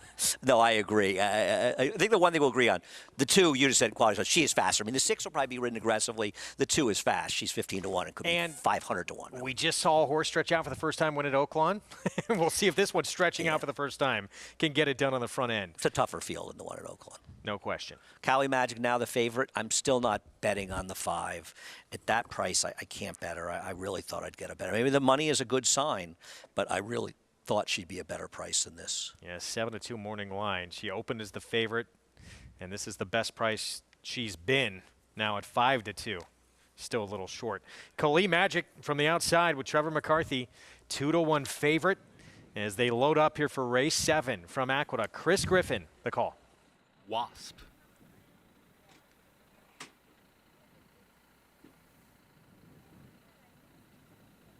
Shadalamo. Kali Magic to the outside. All in line. All set. And they're off. Speed towards the outside here from Shadalamo, and the red cap, that's Quality Stones. It's Quality Stones with a head in front. Up on the far outside is Kali Magic, is in the early mix as well. It's going to be Quality Stones and Kali Magic in between them. Shadalamo, they're the top 3. From off the pace is Wasp, who's now 2 in behind the leaders as they come out of the chute. Then If I Had a Chance, who's in the 5th spot. Second to last, that's Epona's Dream, and the trailer, Choose Happiness. Moderate pace up front. Quality Stones is the neck in front. Tight hold here. Kali Magic is right up on the outside. Also some momentum here for Wasp to the outside of Shadalamo, who's in the purple silks, is at the rails in the 4th position. In behind them, If I Had a Chance, as they start to stack up here, approaching the half-mile pole. Epona's Dream, second to last. Choose Happiness is the trailer. 23.64 was that opening quarter mile. Shadalamo is trying to sneak on through at the rail and is not going to get through. It's Quality Stones who will take him into that far turn. Now shuffle back Shadalamo. Still up on the outside is Kali Magic, just waiting for the cue, and Kali Magic is now put ahead in front. Wasp is going to follow that move, and they're now 1-2. Quality Stones is still in tight here at the rail as they're 3 across the track. Also looking for some room is If I Had a Chance is going to tip 4 wide.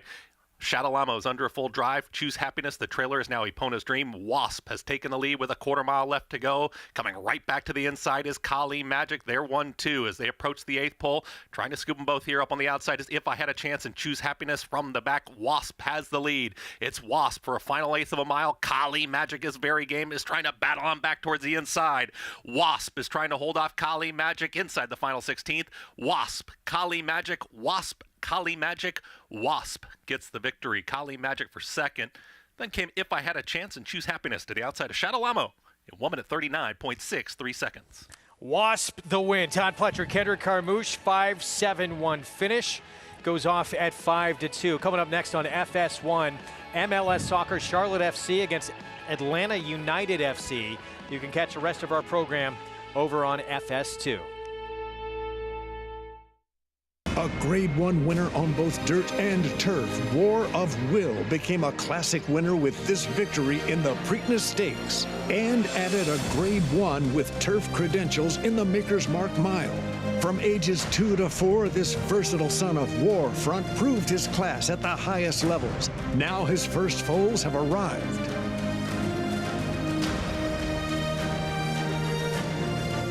War of Will, standing at Claiborne Farm.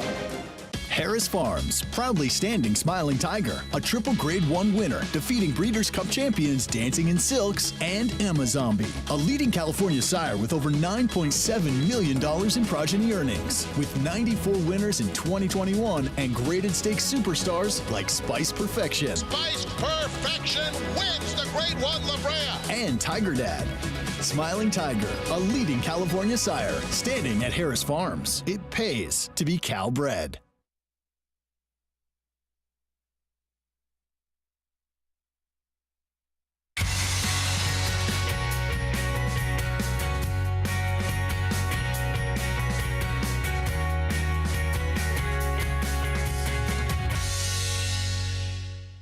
Welcome to America's Day at the Races on FS2. Good to be with you with live action from Aqueduct in Hot Springs, Arkansas at Oaklawn Park. Our program brought to you in part by America's Best Racing. For the love of the race, visit americasbestracing.net today. There is the logo. Feel like we're home now on FS2. Good to be with everybody. We saw the feature coming up out at Oaklawn. It's a very good one. Wide open field in that one. And we still have another race coming up. A couple more here in New York. Yeah, and I mean, yesterday obviously was a big day. We saw some terrific racing, both at Tampa Bay and Oaklawn. A Sunday from a racing standpoint, a little bit of a letdown. But it's still been some interesting races, having a good time here. Clocks are forward. It's staying light longer. It's all we good. Love that, it's all getting better going forward, too. By the way, Andy Serling, Greg Wolf, for those just tuning in on FS2. We were on FS1 earlier, but in case you just switched the channel, good to have you with us. And you can play all the action, of course, with Now Our Bets. Get signed up, started. Great time to do it as we're in the thick of things for this road to the Kentucky Derby. Not far off from that first Saturday in May. $200 deposit match sign-up bonus. With that promo code right there, Stakes 200. And bet any track, anywhere, anytime with Now Our Bets. Let's go back to Hot Springs. Leg 2 of the Pick 5 means it's the start of the Pick 4. 6 furlong sprint. $12,000 condition claiming races. Horses who have not won a race since October of last year is the condition. And we'll start with Chicory Blue, Christian Torres. Chicory Blue might be one of the few horses in this race I was able to eliminate. It is wide open. This it really race, is. I can't believe anybody under 2-1 in here. Cole Truth next door, 7-1, will cut back in distance. Yeah, and this is a trainer who's had some success with some prices turning back in distance. I just worry there's not enough pace. Huge price on a horse who 2 starts back faced Wobberjod, who started his career 3 for 3 and just got beat the other day to Cumberland Avenue. I think the concern with him is he's tailing off a little since the claim, but I don't disagree with you. I'll tell you what, he shouldn't be a similar price to the 1. He's a lot more likely to win than that horse. Sacred Oath, the back to sprinting and the sprint 2 back. I mean, that race was devastating against this group, but where'd it come from? Can he reproduce it? Well, that's the thing. Can he reproduce that number? He had run Be Fast on the dirt in his prior dirt start. I think he's not impossible. Plain talk. He should be the one leading the way in here. He is more of a turf horse, but he's run well enough on the dirt before. And as you say, he could be controlling at a moderate pace. California Swing, blinkers go on. I like the cutback, except I don't like the lack of pace. He has run well sprinting before. He's another horse who can win. The trainer is 0 for 14 cutting back at Oaklawn. American Joey, he's 14-1. 3 starts back. He was second to a really tough sprinter named 1 for Richie on the circuit. No, I agree. His race 3 back is a chance. Even 2 back wasn't that fun. I worry he's in a race with a lot of drop downs, and he's not dropping. And I feel like one of the droppers might just be better. Here's Cabot. He's 7-1. David Cabrera. His last race was fine. Drops a little off of that effort. I don't think it's impossible. And dropper on the outside. These connections, no matter what happens, are going to get bet. Steve Asmus and Joel Rosario. I get it. It's a big rider change to Joel Rosario. He dropped second off a claim. I don't think anybody should be this kind of favorite in this race. I struggled with this race as much as any race we have all weekend, and I just think it's wide open, which means you're supposed to bet against the 9 and just find somebody. Jonathan, 8-5 on connections that always take a ton of money. What do you think? Yeah, look, I thought this was a tough race as well, and although the 9 did make some sense switching to Steve Asmussen's barn and did run well, I kind of thought that the 4 was interesting, Sacred Oath. When I first took a glance down, I thought she was running in the Arkansas Derby. I'm kidding. This was my first thought when I looked down. But Sacred Oath is a horse that is dropping in for the tag now, has been facing better horses. And I didn't like the last performance, and I really couldn't find an excuse there outside of being wide, maybe being a little bit too long. So I guess those are valid excuses. But if you look at the race 2 back against Starter Allowance Company sprinting, this is a situation. If she runs that race, she's going to win. And at 7-2, I'd be happy to take that price on her. Norm McKnight, he's in the past, he was a very high percentage trainer at Oaklawn Park. He hasn't seemed to kind of find that groove now, but he can still win a race occasionally here, and especially with a drop down like this. I'm thinking the drop is going to help quite a bit for the 4 Sacred Oath, and although I agree, I think the 9 is the most likely winner of the race, I just think probably a little bit too short of a price, and it's very similar to what we see up in Saratoga. It's kind of that to Chad or not to Chad, to Todd or not to Todd. It's the same there, to Steve or not to Steve at Oaklawn. I'm going to make the choice to not Steve here. I'm going to go with the 4 Sacred Oath. Well, again, if Sacred Oath can repeat that race, and the race we're talking about was that sprint 2 back, faced Beverly Park. Beverly Park had won 8 straight at one point. Then after that streak ended, went on to win 4 of the next 9, 13 for 24 overall. That is a serious horse at the level. We stopped him, though.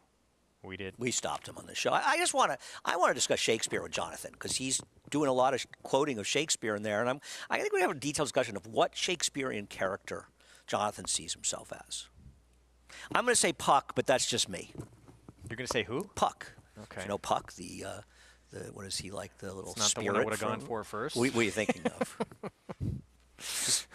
Yeah. Yes, Mitch. Maybe King Lear. King Lear? I don't know about 8 that. 8-5 on Verrazano first. Look, drops from 20 to 12, but 2 back. This horse got beat by California Swing, who's 14-1 on the board. Yeah. It is third off the layoff. Yeah, I agree with you. I think they're strictly betting this horse because of the switch to Rosario. I honestly do. I think this is a race where they can't find anything to grab onto, and they're deciding. I know this horse was claimed by Asmussen, but he was claimed from Carl Broberg, who wins at a pretty high percentage, too. And his last race was fine. Better horses, no doubt. Good post on the outside. Can win, but... Right, as you say, he lost to California Swing. I think the thing he has against better for this race is that was a race that featured a fast pace. This one doesn't feature as strong a pace in all likelihood, so that works more for him and against California Swing. But they shouldn't be this big a discrepancy in price, is what you're saying. I'll say this, too, about the 4. And if he can repeat that race 2 back, it's not even close. He should easily win this race. He did get a really hot pace to try and chase down that day. He did. I agree. I think that's a very good point. And he cuts back in distance. He's not going to have a lot of speed in this race, going to be compromised. And I don't think he's any great shakes at 7-2. So where are we going to go, Greg? I mean, Plain Talk? I could see Plain Talk. He's more of a 5-furlong sprinter type. I wonder a little bit about his stamina. The horse who figures to be stalking him is the 8 Cabot. Is Cabot really that bad off of his last race? Yeah, I did not. Well... I don't love him. I'm just saying. I thought he was a contender, but yeah, 7-1 is actually a good price. Right. I'm not. I don't love anybody in this race, but I think horses like Cabot. Maybe you're supposed to say, you know what, California Swing shouldn't be 15-1. I'm going to hope the pace comes apart a little bit, and at that price, it's worth a gamble. Is that ridiculous? Well, you got Plain Talk. Look at who he faced Special Reserve and was showing speed against that horse. Royal Daher, who is running in the Whitmore this coming Saturday. Yeah, I mean, Special Reserve, graded stakes winner at Keeneland in that sprint division. He got beaten in the nose in the Alfred Vanderbilt. Yeah. Didn't he? Or did he win? Should be leading. No, he got beat. But he lost by a nose, right? Yeah. In the gray one, Alfred Vanderbilt. Singled him that day. Let's go to Nick Stauffer in the 6 from Oaklawn. They're at the post. They're off. Plain Talk broke very sharply, stumbled, and still made the lead. Plain Talk to the front from Cabot and Verrazano first. These 3 go very quickly. American Joey, Cold Truth, and Fiery Tailor next. Then California Swing and Chicory Blue. And the trailer is Sacred Oath. Plain Talk and Verrazano first up the backstretch. Plain Talk a length in front. Less than that now as Verrazano first is in second and on the move. American Joey and Cabot are together 3rd and 4th, and they're about 3 off the lead with Cold Truth at the rail. Then comes Fiery Tail. He's got 5 lengths to close. 3 in front of the 10-year-old Chicory Blue, who's joined and passed by California Swing, and the trailer is Sacred Oath, and the leader is still Plain Talk. Plain Talk at the quarter pole. Verrazano first has every chance. American Joey, a 4-wide Fiery Tail. Down at the rail, Cabot. These 5 separated by 3 lengths. Here's Verrazano first outside of Plain Talk. Plain Talk a neck in front. Verrazano first. These 2 now sprint along, and Verrazano first and Plain Talk are 1-2. Verrazano first trying to get by Plain Talk, and now he's ahead in front. Plain Talk is back to second. 3.5 back to Fiery Tail. Verrazano first, Plain Talk. Verrazano first. Verrazano first beat Plain Talk. Cabot was 3rd. Fiery Tail finished 4th. Verrazano first, getting by the speed in here. The big disappointment, I think, was Sacred Oath in here. Sacred Oath was a no-show, but once again, what did we talk about before the race? There was no real pace in here. The 5 was able to control, and Joel was able to stalk on the outside and get it done. I would never have bet Verrazano first at 8-5. In fact, if somebody told me you got a better book, I'd have booked the horse at 8-5. I would have lost. Asmus and Rosario, they have been a lethal combination at this meet. And another win here. This horse now 7 for 19 lifetime. And gets by that speedster pretty convincingly. gets it done, and that just nobody could make up any ground at all. In fact, they were drawing away from it at the end. Honest race, fast race, nice performance. So favorite starts off the pick 4. And another win for North America's all-time winningest trainer, Steve Asmussen. He'll be at 10,000 by the time he gets to Saratoga, right? I was just trying to do a little math and looking at that. We got to get his totals for the year. 27, now 28 wins at this meet. But yeah, he still wins regularly 300, 400, 500 races a year. It's incredible. It's fine, like 400 would be like a bad year, right? Totally reevaluate his. Well, we're going to take a timeout. When we come back, the story of the rapid rise of Florent Geroux here in the States.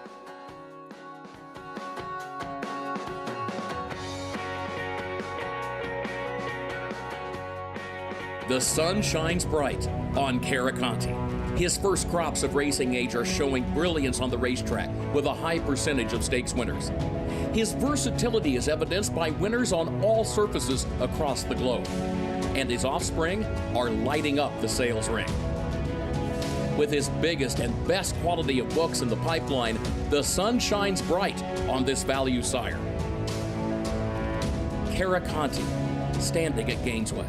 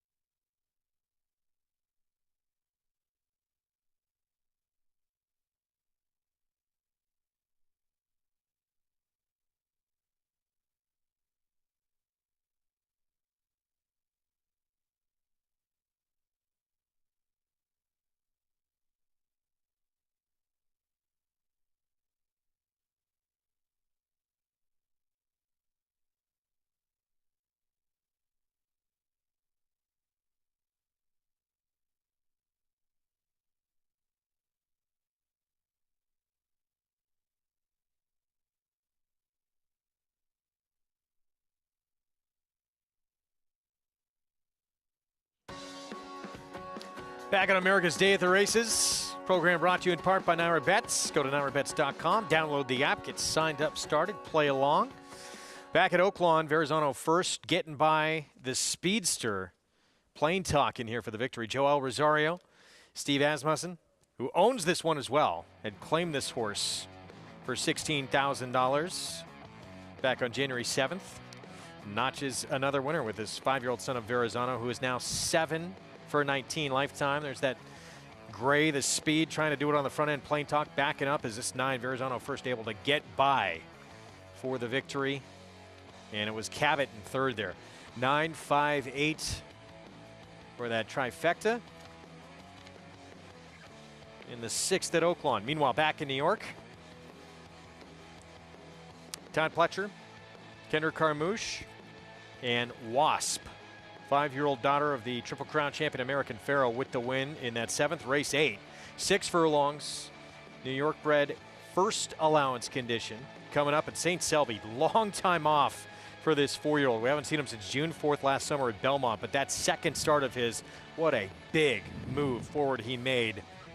Got nailed at the wire, though. And I'm interested to see what Maggie has to say about him off the long layoff, not just because you want to hear Maggie's thoughts, especially about layoffs.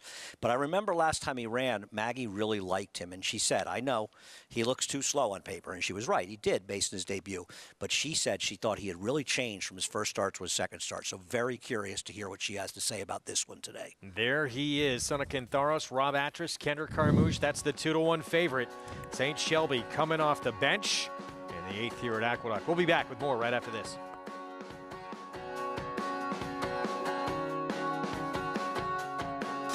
Run Happy, the #1 second crop sire by graded stakes winners and earnings.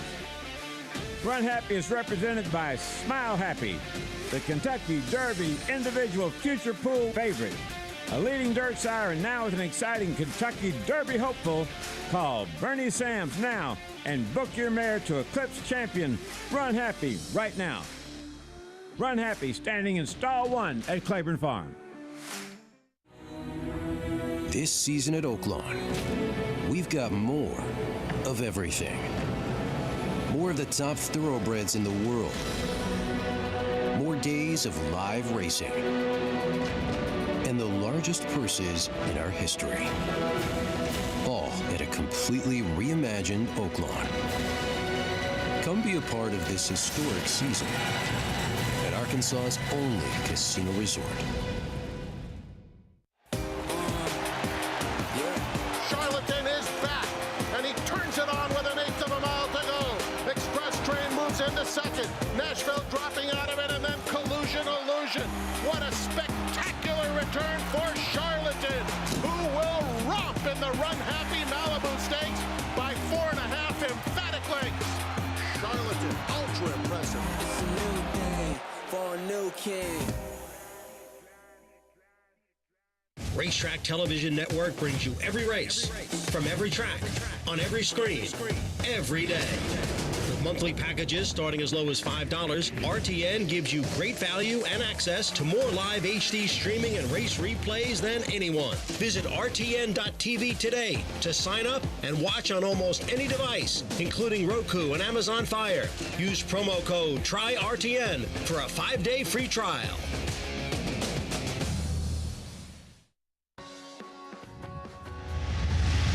Back on America's Day at the Races on FS2. Program brought to you in part by Hill & Dale at Alapa. Races 8 and 9 still to come here in New York. And this 8th, again, New York Bred's first allowance condition, 6-furlong sprint in St. Selby. Been waiting for him to come back. And what does Maggie Wolfendale think? Let's go downstairs.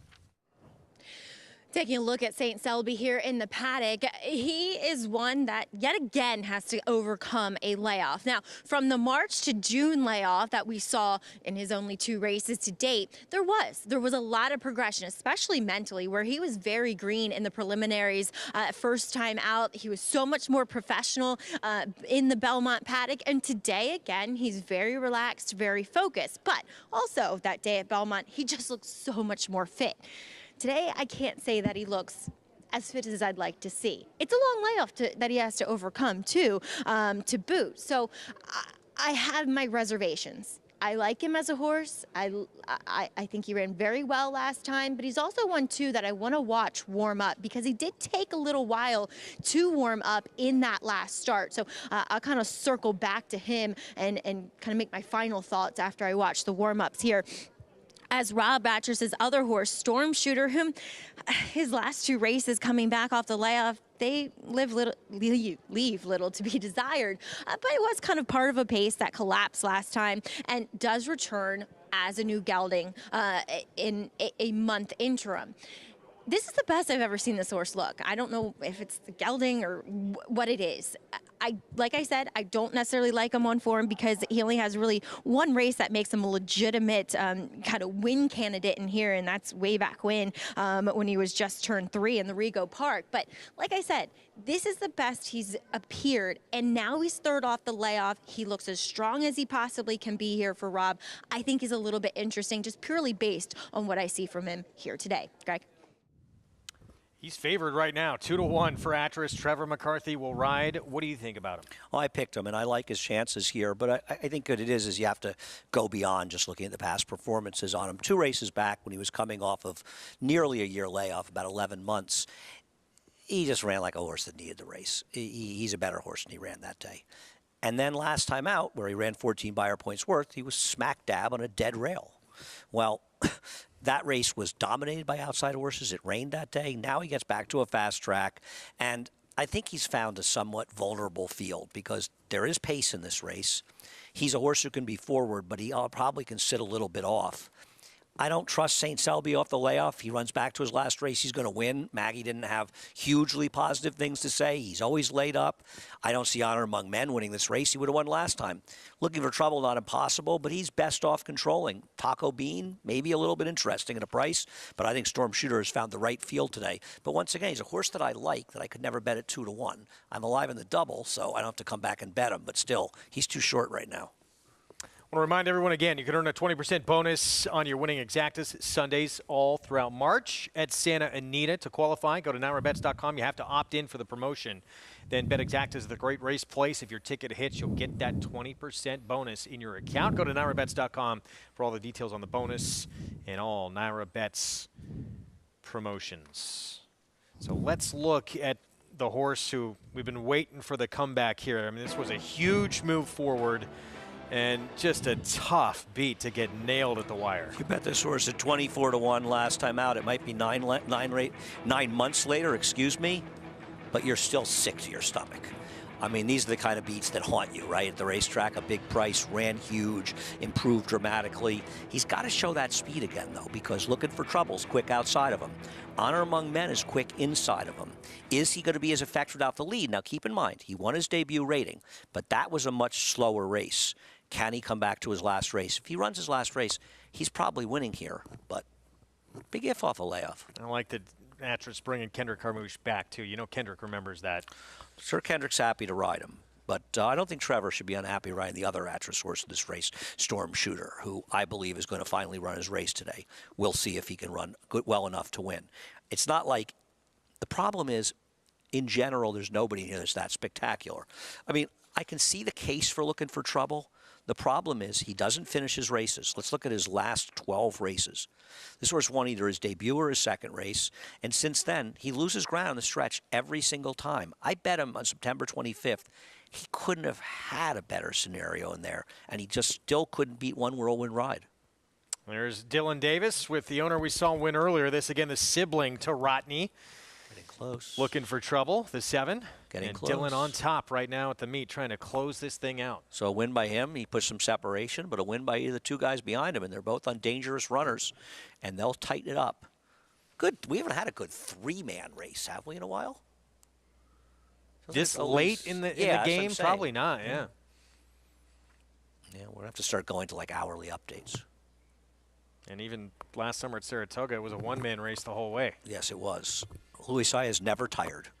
He was like a speed horse that went out to a big lead and never looked back. Post-parade coming up. We're going to start with a long shot down on the inside. Bureaucrat. Tom Morley showed speed off the bench last start and faded. Has to improve to win here, but he was down near a dead rail last time. He did angle off in the stretch. Eric Cancel will be aboard, son of Commissioner. Next door, Taco Bean, who actually has put together some deceptively good races the last two starts. Nothing wrong with his last two races. Both of them give him a chance to at least get a piece in here. 7-1 right now for Pat Kelly. Here is Storm Shooter, the other Rob Atras runner. I'm trying to get this horse to get it done. I believe there are reasonable reasons to dismiss his last two races, but at 5-2, I need a bigger price. Big Brown Shoes, 9-1. Another horse that has trouble sealing the deal with 4 seconds. Didn't run that badly last time, but while Storm Shooter was down on the rail, he was in the middle of the racetrack. Honor Among Men, Manny Franco, he's 7-1. Yeah, if he couldn't win his last race, I just don't know how he can beat this field. Here he is, long time off. St. Shelby getting the big warm-up here from Kendrick Carmouche as usual. Kendrick is every horse. Big horse, amazing, right? We'll see. Is he at the speed of his last start? I think you'll know early if this horse is going to win this race, you know? No, he did get nailed at the wire last No, but start, I think too. he ran so much better. Yeah. It just seemed like he was really alive last time. And looking for trouble, Dylan Davis, Mike Maker. He's got races that can win this race, and he draws well towards the outside of the speeds. The problem is how confident are you that he's a capable stalker? And you just start to get tired of these horses. He's 1 for 14 with 3 seconds and 3/3. Good enough to win, but he just doesn't seal the deal. But at least he's a square price as of now. 4-1 from that outside post. As we get set for the 8th. JK, what do you think of the 8th? Yeah, I mean, look, I'm the same theme as everyone else. If St. Shelby runs the race that horse can run, and then they're all running for second, the layoff is the biggest concern. What are we looking at? 280-something days. It's significant. What I will say about St. Selby is that this horse did win first out, which is the longest layoff that you can basically have in a horse's life. So that's a plus to me. Rob Atras knew what it took to get this horse ready to win first out. And then there was a little bit of a layoff second time off. Now, not as significant as this time, 83 days last time before that big number was earned in that second place performance. But this horse has tactical speed. Both races of his career have been fast-paced races where he attended the pace. I like the draw for him. If he runs either one of those races, I just think he's going to be really hard to beat. I suppose if he's not quite ready, and I do take Maggie's words to heart here, I guess I would go towards the outside with a 7, Looking for Trouble. I like the outside draw there. Could be able to kind of travel along right outside of St. Selby. And this is a horse that has some speed figures, but does seem to kind of slow in the races. But I'm just hopeful maybe third off of a break. And when it comes to Mike Maker, stamina is kind of his thing. I'm just hoping this horse can be a little bit tighter here. But I'm leaning pretty heavily on the 6. But I do think the 7 is a viable alternative. All right, Jonathan, we'll see how it plays out coming up. 7-5 favorite, St. Selby off the bench. Rob Atras, he's got 2 in here. I want to remind everybody we have coverage of the Cheltenham Gold Cup coming up Friday, March 18th on FS2. Coverage begins at 11 a.m. Eastern. You don't want to miss it. Maggie's going. I'm jealous. Big week-long party. Maggie, we can't wait for that coverage. And of course, I miss the day that we're covering, but I'll be there for the first 3 days. Catch me in the Guinness tent. No, I'm kidding. But the one thing I love about Cheltenham, I've only been one other time, is that everybody there is just there for the racing. And what tremendous racing do they have? They have 28 races, including 14 grade 1s. Now, a kind of new rivalry that has developed in recent times is the battle for the Pressbury Cup, and that started in 2014. It's Ireland versus England. Now, Ireland won in Secretariat style last year, winning 23 of those 28 races, leaving England in their wake. And this year, the bookmakers are predicting much the same. And we also have 5 horses looking for repeat wins, including Manila Indo in the Cheltenham Gold Cup. And while we are very familiar with Michael Dickinson here in the States for what he did with such horses like De Haas, well, he has fame at Cheltenham, as he's in the Hall of Fame there, for training the first 5 finishers in the Gold Cup home way back in the 1980s. So it's quite a fun festival, and I've done both. I've done Royal Ascot and Cheltenham. I gotta say, I prefer Cheltenham. A lot of fun. But I did want to touch back on St. Selby in here and watching his warm-up. He warmed up really well for Kendrick Carmouche, Greg. And there he is moving in. So good sign. Even money right now. Coming off the bench on the 6, St. Selby. Let's go to Chris Griffin. All set. And they're off.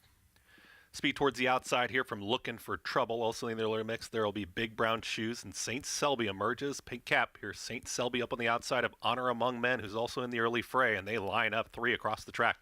St. Selby's got to go to the outside there with Honor Among Men, is now going to try and kick on, is up by 3/4 of a length, in tight at the rail. That's Big Brown Shoes. Wide run here, Looking for Trouble is in 4th, but is progressing up on the far outside, is in the clear. Looking for some room is Bureaucrat. Towards the back, Storm Shooter, and the trailer is Taco Bean. 22.27 for a very pressured opening quarter.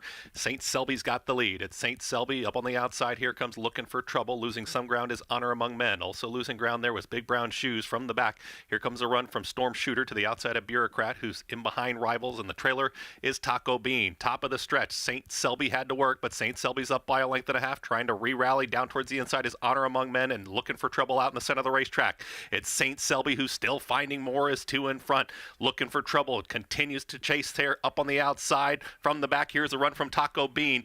Inside the final 16, St. Selby is almost there. One last try from Looking for Trouble. St. Selby gets it done. St. Selby over Looking for Trouble. Late run here, Taco Bean and Big Brown Shoes in 1 minute 12.61 seconds.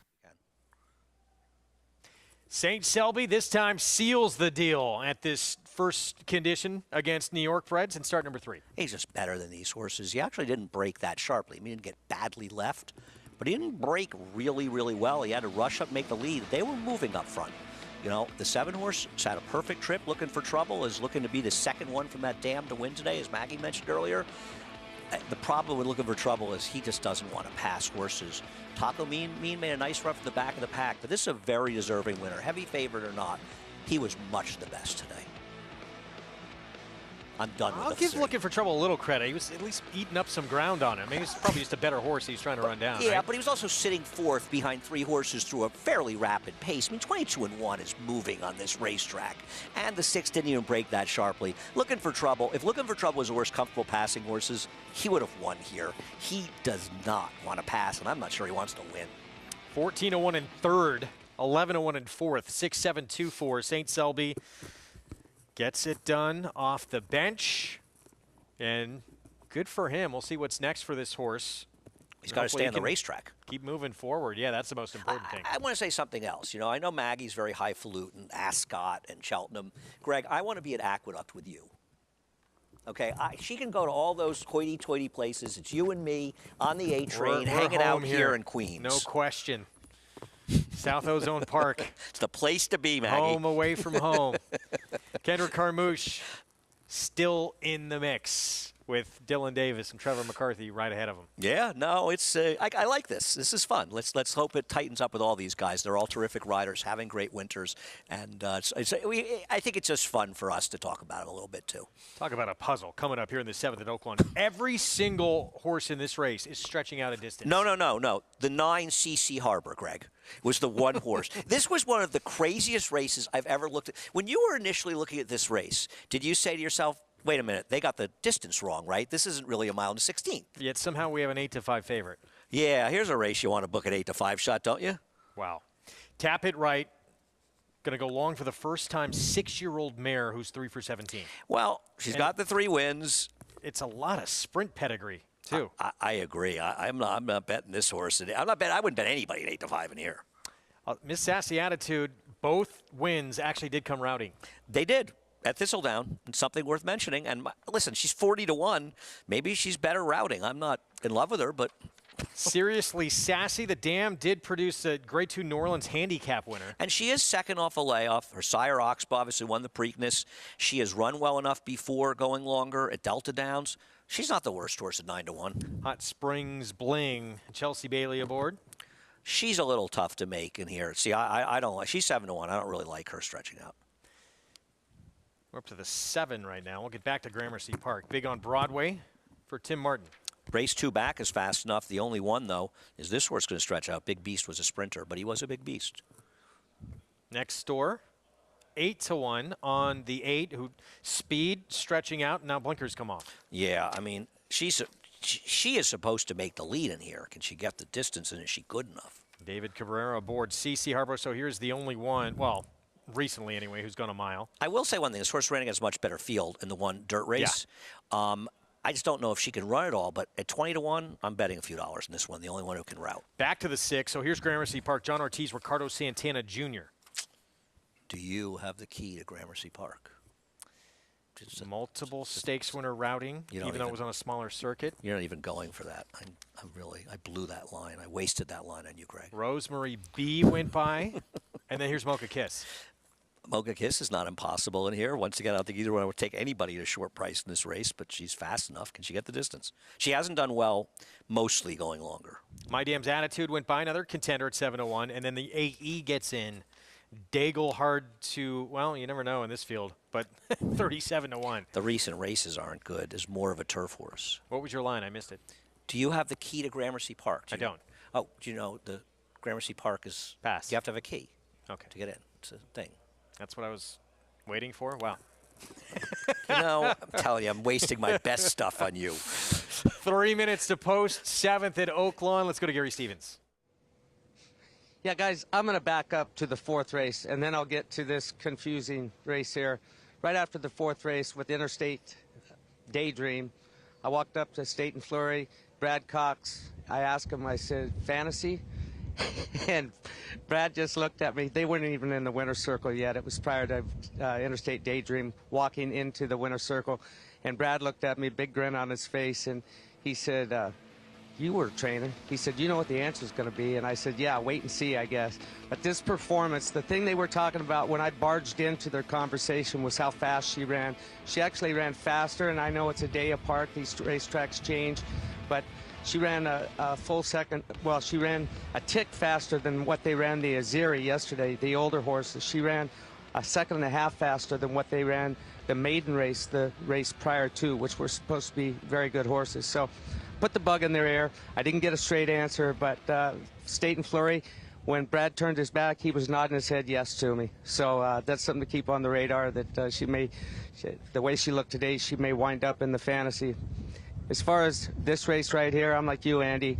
If this was some sort of sprint race, it would be a little more challenging. It's still challenging because a lot of these have not routed. I'm going to land on Mocha Kisses just for the fact she did win at a mile. Granted, it was almost a year ago. It was April here at Oaklawn Park, but she did get the mile distance. Kelsey Harr's riding very well here.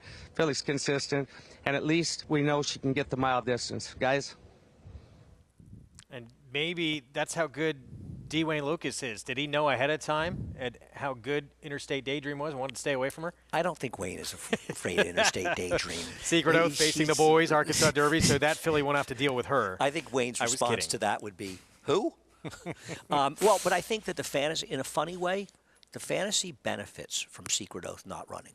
Because I think you'll see a lot of people want to go there. It's a big purse race. I think it's 600 or 750.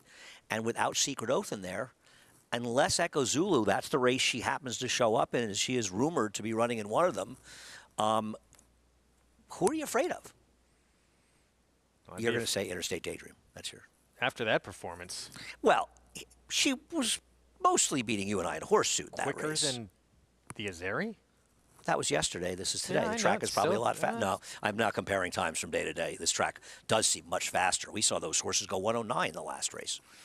Still impressive. But yeah, well, we'll see. She was impressive. No, she was. But there's a big difference between what she faced there and theoretically what she would face. But listen, she had some talent as a 2-year-old. I'm not in any way dismissing her, but I'm always waiting for speed figures before I, make those declarations. Well, this race coming up, it is just JK, a really tough one to try and figure out. You got to dive deep into pedigrees and see if that can help at all in terms of who wants to go longer. Yeah, I ended up landing on the 12 My Dams attitude. This is a situation where if you look at her last two races, the race first off of her break, the maiden special weight, she won that day. She got a nice figure that day. She kind of came from out of it. I don't usually like stretch outs from like late running sprinters. But she does have some races in her past that have shown a little bit more tactical speed, going a little bit longer, being a little bit closer. And I think you can kind of forgive the last race where she was fourth.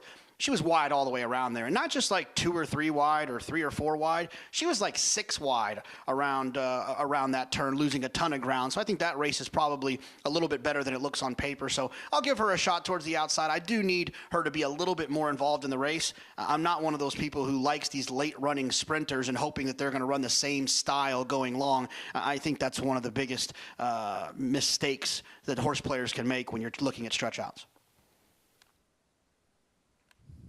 We were wrong in the last race. Steve Asmussen favorite got the win, but 8 to 5 on Tap It Right. Most of what the Dam has produced have been sprinters. She did produce one horse that won routing, just one. But other than that, it's been all sprinters. I think the idea of taking 8 to 5 on anybody in this race is absolutely ludicrous. I have no argument with the fact that her last 2 races are as fast, if not faster, than anybody's been running recently in this race. She's not making the lead, stretching out or not. I think there's so much guesswork to be done in this race. And can say we were wrong in the last race. Well, we weren't wrong to say to take the bigger price of the Cox horse earlier, and that horse we were just talking about. We weren't wrong in the first race we showed where we said that horse shouldn't be 1 to 5 versus the 6. If you consistently bet against horses that are being overbet, you'll make money. Doesn't mean they're not going to win. They're going to win sometimes. Are you surprised the 9 won last time? We just didn't want 9 to 5 on the horse. And right. If this horse wins at 8 to 5, the question is, can you come up with somebody viable? I made a silly bet. I bet a few dollars on the 9 CC Harbor.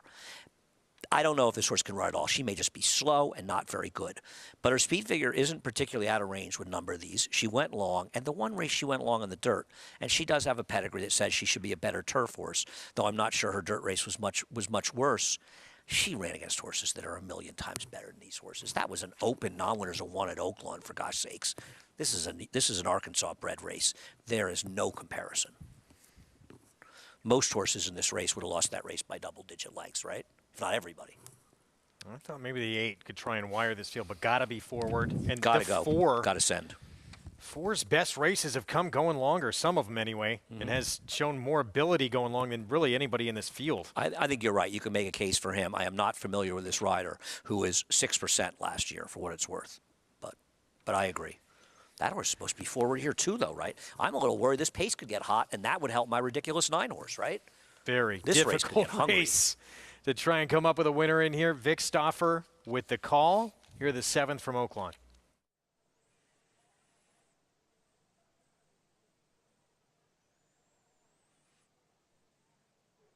Last horse to load, Daigle.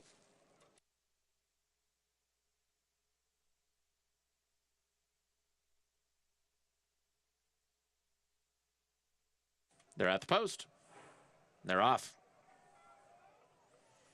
Daigle broke sharply, but is taken in hand, so heated arguments. Seriously Sassy and Gramercy Park will show speed. Mocha Kiss is close up. Rosemary B is on heels. Daigle still going to be wide, even though she was taken back.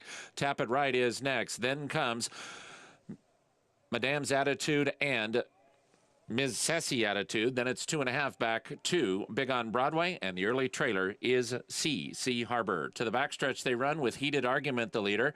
She's a length and a quarter in front of Mocha Kiss, Rosemary B, and Gramercy Park at the rail.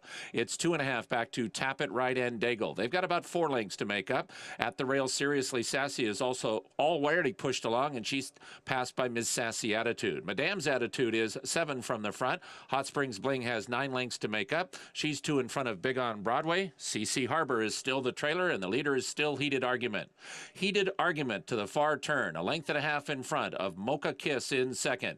Tap It Right is moving out to the center of the racetrack. She's 5th now, but could get into 3rd soon. And here comes Tap It Right, and she's going to have a new leader to try to catch. That's Mocha Kiss. Mocha Kiss and Heated Argument. They are sprinting along now, and they are 3 lengths in front of Gramercy Park and Tap It Right. To the outside, and Ms. Sassy Attitude, Madame's Attitude is next. Mocha Kiss, the one to beat. It is Mocha Kiss at the top of the stretch. Now a length and a half in front of Heated Argument in second. To the outside, Madame's Attitude is coming on. And in the center, Hot Springs Bling. Tap It Right didn't go on. Mocha Kiss has the lead. She's 2 in front with a host of trying to run her down. Madame's Attitude. Hot Springs Bling in the center. And here comes Chelsea Bailey and Hot Springs Bling. Hot Springs Bling won by a length over a very close photo between C Harbor and Mocha Kiss. Finishing 4th was Madame's Attitude. Hot Springs Bling, Chelsea Bailey, Jerry Donaldson, 1 for 13 coming in with a win. Wow, this horse has traveled at quite a lot of racetracks. She stretched out. She got it done. How about my 9? The white cap. She came from way back. She was dead last, way behind. A big, huge run to get second there, but not beating the gray. Chelsea Bailey getting it done here. And can I ask a question? Did the 1 do any running in here?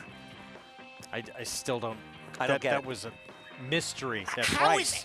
How does anybody take, 30% of the money in this race, right? How does anybody? Hot Springs Bling. I couldn't have her. Right? This was one of the toughest races to handicap that we've probably ever had on this show. Goes off at 10-1. I need my 9 to be a little bit better, Greg. I'm just a little bit. I'm very sad. And price was this horse, 10-1. 9 was 21-1. Back in New York, St. Selby off the bench, hadn't raced since June of last year. In a kind of tough position early on in this race, and able to seal the deal and finish and get the 2nd win of his career. He ran very well. He was clearly the winner of this race. He was involved in the quick pace that completely did anybody else that was involved in it. He didn't break that sharply coming off the layoff. If he can keep together, that's the big question. There's nothing but layoffs in his running line. So what do we got? $16, 48, about 52, about a $250 parlay. 1 leg remains, late pick 5. St. Selby, though, impressive. Let's go down to Maggie. Here with the hot hand today, Kendrick Carmouche picking up his 3rd win on this card. St. Selby, a horse that we saw way back at Belmont in June, Kendrick, just got beat. How good did this victory feel today? Oh, good, because I've been asking Rob about this horse because I thought at Belmont he ran such a monster race that day. And, every horse, every human got issues, and Rob gave him enough time to come back to the races and mature. And here we go today in the winner's circle. So, that hands down for his team for getting the horse to the races to come back and repeat that effort at Belmont. Kendrick, we saw you hustling him from the gate. You knew that you're going to have some speed and company up front. How resolute was he in his victory? Oh, man, he left there running today. And I only had one horse to beat. I thought it was the horse outside, so I just kept him parked outside the whole way and just let my horse run around the racetrack. And, I just don't get in the way of them. They're going to bring you to the winner's circle. Kendrick, I'm bad at math, but I do believe this win ties you for 2nd. Last year, we saw you with a clear lead, and Eric Cancel went and nabbed you in the end. How good would it feel for a come-from-behind victory to get this winter meet title? Well, we got the 2 brother-in-laws up there fighting, so that's really good. It's good for the sport, good for gambling, and all of that good stuff. But, we got the K-train moving now, so the next couple of weeks, I don't think they should be looking back. I'm coming. I can tell. 5 wins on this weekend. Kendrick Carmouche, he is definitely still in the hunt. He might sneak up from behind, Greg. Good for Kendrick. Big afternoon and right back in the mix now with limited days remaining. It's going to be a fun finish to the wire. No, I agree. Listen, it's a good time of the year. We're getting closer to turf racing. Big day coming up in April. Lots of good stuff to look forward to. Kendrick's going to have a chance for 4 on the outside runner in here. This race to close it out on the Sunday card. 6 furlongs. New York bred maiden 25 claiming race. Boom, boom, kaboom. 0 for 22. And a short price again. Dead rail last time. I like Kendrick Carmouche here. Kendrick on the 9. Prostata, BC. There's a look at the current favorite, though. Vincent. Start number 2 for Ray Handel. We'll be back.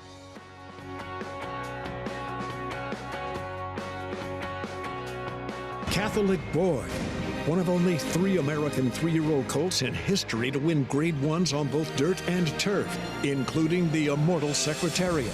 A 6-time graded stakes winner from ages 2 to 4, he was the fastest 3-year-old of his crop over 10 furlongs. Now his progeny are bringing top dollar in the sales rate.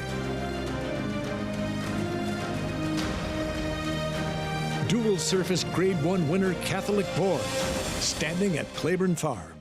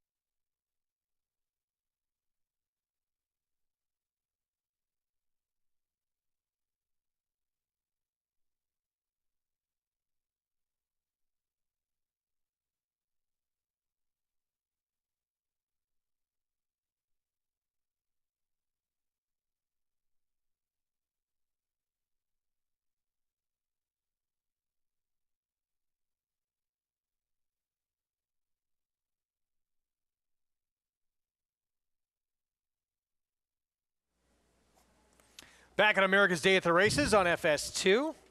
Program brought to you in part by America's Best Racing. For the love of the race, visit americasbestracing.net today. Nightcap coming up here in South Ozone Park. Again, a New York bred $25,000 maiden claiming sprint at 6 furlongs at 3-horse. Boom, boom, kaboom. He's been favored each of the last 2 starts. A few other times in his career as well. He is 0 for 22, but maybe today he has found the right field. Let's head downstairs to Maggie. Taking a look at a duo of second-time starters here. We'll begin, though, with Vincent, who almost got the job done at first asking. I was catching up with his owner-breeder, Richard Newman, who was telling me kind of an endearing story that he bred the dam, so let it be so, and she was claimed away from him. He went to Finger Lakes later on in her career, claimed her back, bred her, and while she was a rejected foal, she actually rejected her 2 subsequent foals as well, and the Honorable Ruth and Vincent here. So when that happens, they have to get a nurse mare, and so you kind of feel for the horses, and he was telling me how he kind of, although it's taken him a while to get to the races, certainly has a soft spot in his heart. And he wasn't bad to saddle first time out, but he didn't want to walk into the saddling stall, so they saddled him outside, and he was fine. He's acting up just a touch here, getting the tack on this time around, but otherwise, he looks much the same as he did first time out, and I liked him that day, so why wouldn't we expect a similar effort? And a similar effort, you would think, would be able to get the job done outside of Boom Boom Kaboom, who has consistently run fast enough races, just doesn't get the job done. As another second-time starter is number 9, Crostata BC. I thought there were reasons to look on the upside of this horse. Blinkers coming off after being fractious at the gate. I don't remember that race. I wasn't down here for that effort in that maiden 40. He was kind of a part of the pace and then just tired badly. Like I said, I wasn't in the paddock, so I don't know how he was acting first time out, but he is cool as a cucumber here today. And a good-looking horse. I like the way he's put together. He has some size and substance to him, fairly athletic-looking, really fit for his second start. And sometimes Chris Englehart's a trainer that you don't expect them to win first time out because they often look as though they need some fitness put into him. But this guy looks as though he got whatever he needed out of that first race. Blinkers coming off today, dropping in class. I like what I see, Greg. All right, Maggie, thanks. 701 on Crostata BC. Andy, you mentioned you liked him as well. Kendrick Carmouche will be number 4 for him. I do like this horse. Now, he took money in his first start, which is always a good sign. He broke actually okay. It's his fractured gait, but he broke fine. He was really ridden hard, and sometimes when you're in a sloppy sealed track like that, and you see riders riding like that, they're struggling with the surface. He was also 3-4 wide around the track, and that was a very strong rail bias. So he was against the track. He made out of handle the sloppy sealed track. I like the 9, but there's the 3. Boom, boom, kaboom. All right, so this horse, 0 for 22. Why can today be different? Well, I thought it was laughable that he was favored last time. But the reality is he probably ran the best race of anybody. That was the first race on a time when the rail got dead for a couple of days. There was no way that Eric Hensel could know that, to be fair. And he just glued this horse to the rail. And he actually ran, he ran against Brewpub, who came back with a win in his next start. I don't love this horse. I'm never betting an 0 for 22 with seconds and thirds, but this horse was smack dab on the rail, and everybody else out in the middle of the racetrack, and everyone who was successful that day was out in the middle of the racetrack. So he has a major excuse. To run a 63 buyer down a dead rail, he could run a number in the 70s, runs back to it. The problem is, he's just had so many chances, though only 8 of them are on the dirt. But You think he can get to the 7? He's never really gotten to that number. Well, based on this last race, I think he could. Okay. I'm not, trust me, he's a very hard horse to like, but I'm not in love with Vincent. We'll talk about it after the post parade. Here's a first-time starter from the rail with Andre Worry. This horse has a little pedigree to be a bit of a runner. It's actually a half to a horse that's run well recently named Tell a Something Tale. Appalachian legend, New Gelding. He's just done no running at big prices in both his starts. Jackie Davis rides. Here's Boom Boom Kaboom. So this is start number 23. We've talked about this horse, and I do think he's a contender, even though he's had a lot of chances. 44-1 on Unlikely. So it's a good name for him. Has never hit the board. That's a mean name for a horse, right? It is. Feel for him. 6-year-old. He's got a short fuse. Blinkers on, start number 3. Showed a little improved speed last time, but Yeah. in a much weaker field. 9-1. That was Vincent, not a short field. horse to beat. Ray Handel, second time out. Well, Jalen Samuel has to get back on this guy. He was clearly flattered when the horse he finished ahead of in Dualwood last time, Tamburo Sox, won what was arguably a tougher race earlier today. So you have to flatter him. The question is, was he cranked up first time, and will he come back and run as well? He's the horse to beat. Blinkers off this horse, Crock of Gold, who's 0 for 10. I just don't know what gets him there. Here's this 8 out of the breach. I'm trying to figure out why this horse is taking money. Can you figure it out? He is not very happy right now. And here's Kendrick Carmouche, again looking for number 4 here on this second-time starter. Yeah, I talked about it in the paddock. Source didn't handle the track, perhaps, was definitely wide against a good rail, took money first time out. I'll give him another chance, but he's got to beat Vincent. He's got to beat all both those horses. 2 minutes to post here in this finale on the Sunday card. Here in New York, you can play it and all the action we bring you with Naira Bets. Go to the website, download the app, and take advantage of that offer. $200 deposit sign-up bonus with that code right there, Stakes 200. And bet any track, anywhere, anytime. Boom, boom, kaboom, JK.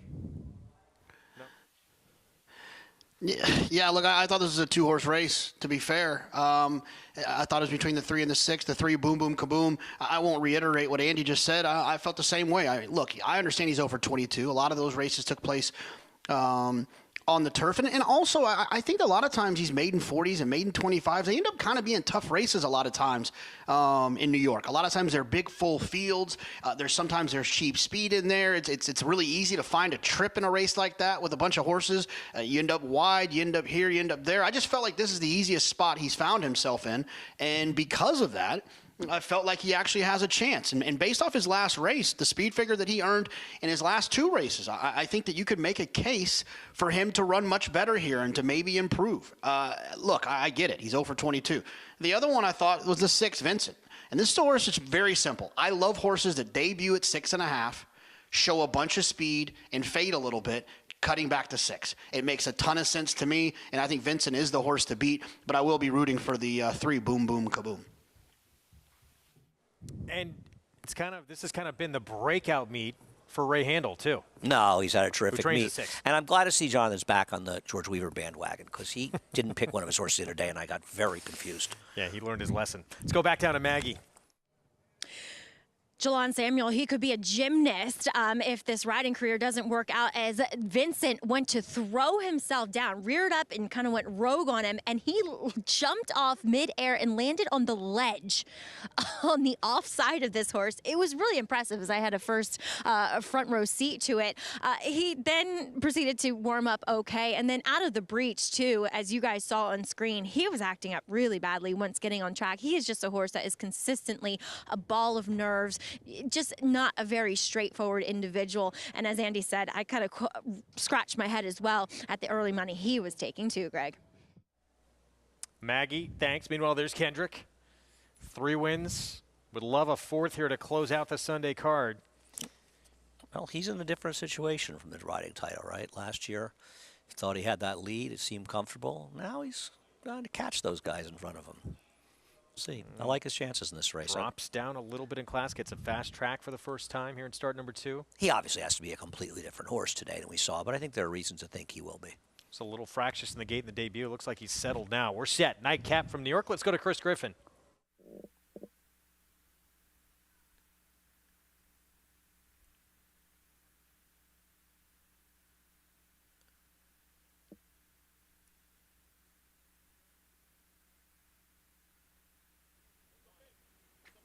All in line.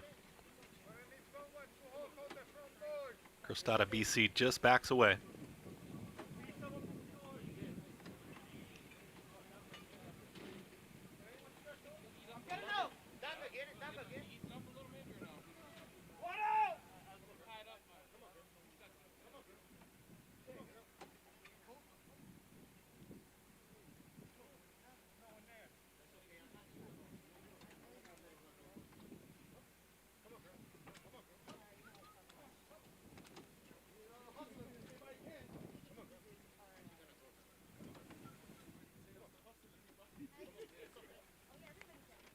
Nine's gone in.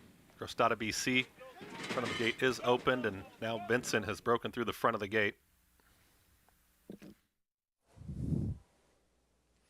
So there is the favorite right now, and nice job not letting this horse get too far away. So they're going to take this horse back behind, take a look, see everything's okay here with Vincent. Hopefully it is, and hopefully it's just a quick reload here. Yeah, you don't like to see that, but we saw him acting up before the race, and he was ready to go. And sometimes they do that because they're just ready to blow out of the gate. Shouldn't. Hopefully, if you bet him, he won't have much effect on his performance.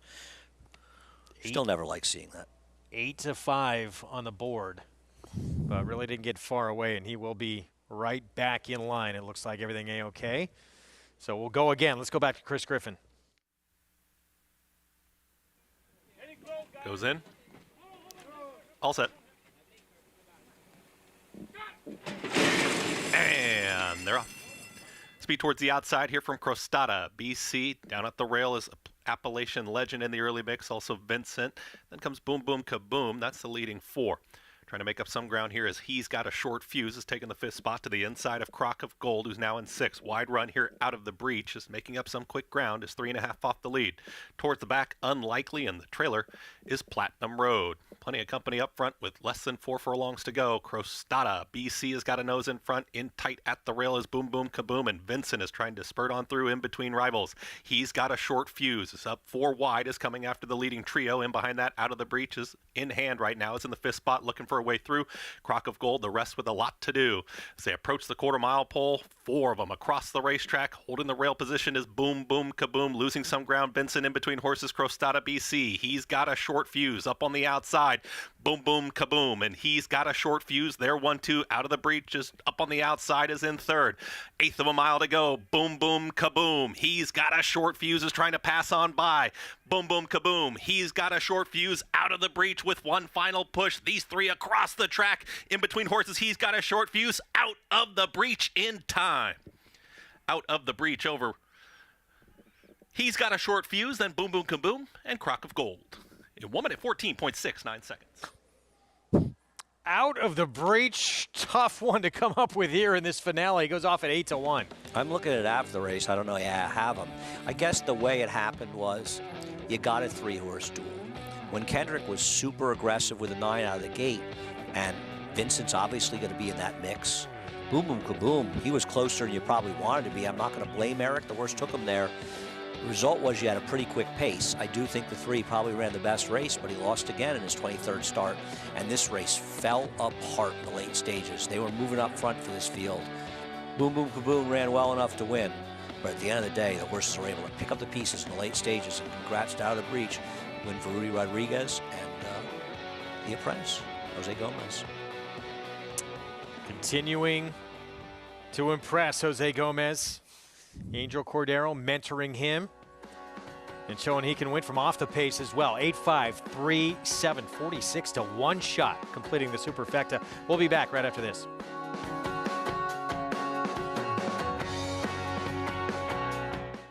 With 5 champions, 70-plus stakes winners, there is arguably no better proven stallion value than Sky Mesa.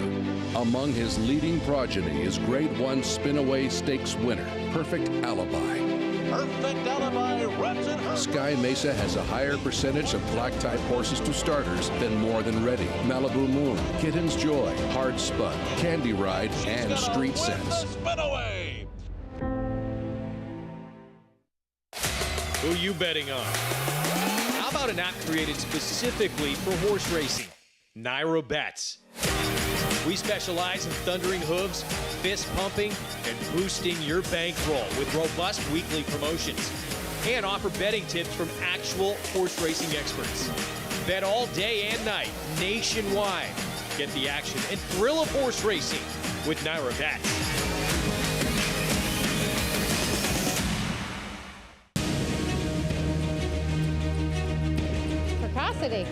Strategic speed.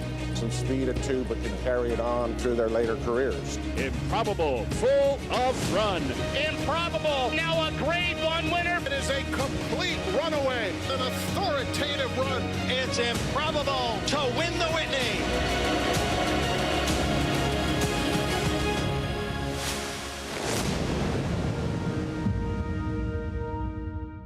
How does horse racing support New York's economy? It's responsible for 19,000 jobs and more than $3 billion in annual statewide economic impact. These good-paying jobs support working families across the state and sustain thousands of small businesses both on and off the track. Horse racing in New York means jobs and opportunities now and in the future. We are New York Horse Racing.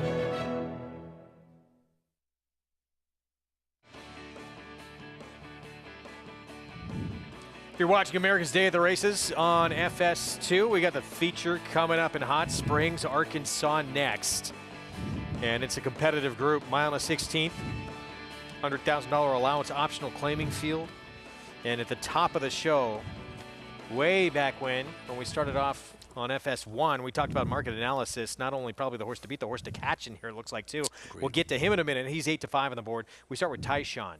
Coming off a little bit of a freshening. He's one of a number of horses race who has back races that give him a chance, but his recent form not quite good enough. Maybe it just went a little too long last time. It was a mile and 3/16. Yeah. Here's Sonneman for Steve Asmussen. The horse that's run against some good horses, and he's given a good account of himself. I guess he gets some class relief, but cold on the board, too. Yeah. My Sixth Sense, Francisco Arrieta. Well, his last race was bad, but he was favored that day, and his prior races are fast enough to win here. Third off the layoff from Market Analysis, who should be forward, and he adds blinkers. He's turned his life around since going to the Diodoro barn. Lost to a good horse and Trident hit last time out, but he still ran a good race. Does he get pressure from Wells Bayou? Wells Bayou, this is a horse who was on the Triple Crown Trail. He won a Derby prep at Fairgrounds. His comeback race, though, was not good. And the problem is he didn't run well when he came back as a 4-year-old, and now he comes back as a 5-year-old. But at least he's pairing up starts, something he didn't do last year. I think you'll see an improved and more aggressive ride. Warriors Charge would probably be 2-5 in here. This horse blew the break against him, wound up second, 47-1. Yeah, no. And he's another horse who has races in the back that give him a chance. This horse interesting, I thought, outside. It seems like a perfect setup race last time to set him up for this. Horse is a grade 3 winner at Emerald Downs. Yeah, my problem is his fastest race is on synthetic, and I just don't know if he's good enough to beat these horses. But to be fair, he did beat Necker Island last year. He's taking a lot of money. 5-1 right now. Let's go to Gary Stevens. Yeah, guys, I'll talk about background a little bit. That 5.5 furlong race did set him up perfectly for this race. Mike Pewich ran him in that race, not really having any place to run him. This was an extra race that was written, and we worked him back. He had Giovanni work him last week. He loved what he felt, and he said he's doing well, so he went ahead and entered him up in this spot, and the horse is blossoming, doing very, very well right now, so I expect him to run a good race. And then Market Analysis. He's the one who makes all the sense, but he's 3-2 right now. And I know Andy doesn't like those short odds. He just bounced up to 8-5, so that's a little better, Andy. But yeah, he figures to be on the lead here. And also, ever since Luis Contreras has got aboard him, he's won on him once. He was second the other day. He knows the horse well, so he's the one who figures the most in this race, guys. All right, Gary, thank you. Yeah, 8-5 now, Market Analysis. So the race kind of goes through him. You got to get by him to win here. Yeah, I think he's much worse beaten. I think 8-5 is a very fair price on him because the other thing that's important to note is he wasn't able to make the lead last time. They went a quick pace. They were going 1 1/8 that day. This is 1 1/16, and he couldn't make the lead. If he breaks today, he has to be in front of these horses. So even if Wells Bayou goes a little bit faster, he's not that fast. I think he's able to get a more comfortable trip today. So I think he'll run better in all likelihood than he ran last time out, and I have no knock on him. I think he's just the horse to beat. Well, he is the favorite. He's got the pace advantage. 9 times in his 17 starts, he's been first or second, 5 of those wins, including at this distance on this track, 2 starts back. It's third off the layoff as well. Lots to like with him. Meanwhile, Wells Bayou, this horse won the Louisiana Derby back in 2020. He did that on the front end. Doesn't seem to have the speed that he used to have back as a 3-year-old. I agree, and I don't think he's fast in the Market Analysis, but will they try to be more aggressive? Now, maybe they want to be, and maybe, as you say, he just doesn't have it. I mean, he has absolutely no chance with a race like his last race, but that was off over a 10-month layoff. Now he's pairing up starts. You have to think he'll run better today, but he's got to run a lot better. And this is a tough group he's going against here. Tough game. This horse looked like he could be anything. He just went totally the wrong way and obviously had issues. Meanwhile, next door, Beaver Hat. So briefly talked about him at 47-1 last time out. Warriors Charge has been on this circuit for a long time, and he's a very good horse. Stakes winner who Came back and ran very good back on January 28th. This horse, it wasn't that he broke, he just was sort of flat-footed out of the gate, and it put him in a bad position early on. And then he just rolled by everybody except Weir's Charge. He was a distant second, but tried and hit who was behind him. That's a horse that's won $422,000. Hyden hits the horse that beat Market Analysis last time. Listen, he has races good enough to win. I will say he seemed to get more pace to run it last time, and now I'm not sure if he'll get as much pace, which, again, works in the favor of the favorite and works a bit against him. Well, Wells Bayou's taken a lot of money, isn't he, for a horse that ran as horribly as he did last time? Yeah. They must feel like he's doing a lot better since that race. Jonathan, is this race as easy as the Speed with Market Analysis? I mean, honestly, I think it might be. I think Market Analysis is going to be tough to beat in here. And maybe someone tries to get aggressive. Maybe the old Wells Bayou shows up and can maybe put some kind of pressure on Market Analysis. But if that happens to be the case, the only horse I could really see getting it done would be the two. Not the only horse I can see getting it done. One horse I'm interested in getting it done would be the two Sonneman. It's a horse who has some back races that make some sense. He came in off of a little bit of a short break, didn't run particularly well, and didn't really have an excuse except for the short break. You get Joel Rosario, and for me and for my money, if you need a closer to time something right, I prefer having Joel on. But if Market Analysis doesn't get some kind of crazy pressure, not just pressure, but crazy pressure, I don't see how Market Analysis loses, and I think that Sonneman will be up against it. But if for whatever reason, we've seen crazier things happen, if the pace happens to get a little bit hot, I do think that Sonneman could come rolling late down the middle of the track. Let's see, his form was a lot better last summer, and prior to that, it doesn't seem like he's quite been the same horse capable of running those numbers of late. No, I agree, and that's one of the problems in general, and I think that's one of the things that plays in the favor of the favorite, right? The favorite is in the best career form since he went to Diodoro's barn. The others, they're going to have to get back to their better form. Not that it can't happen, and you have to like the switch to Rosario, but I'm not running in to bet this horse at 6-5, but I'm also not betting against him. Huge price, too, on Tayshaun, who gets back to a mile and a 16th. He won at that distance here at Oaklawn, 2 starts back. Vic Stauffer, the call, the feature on this Sunday card from Oaklawn. They're off.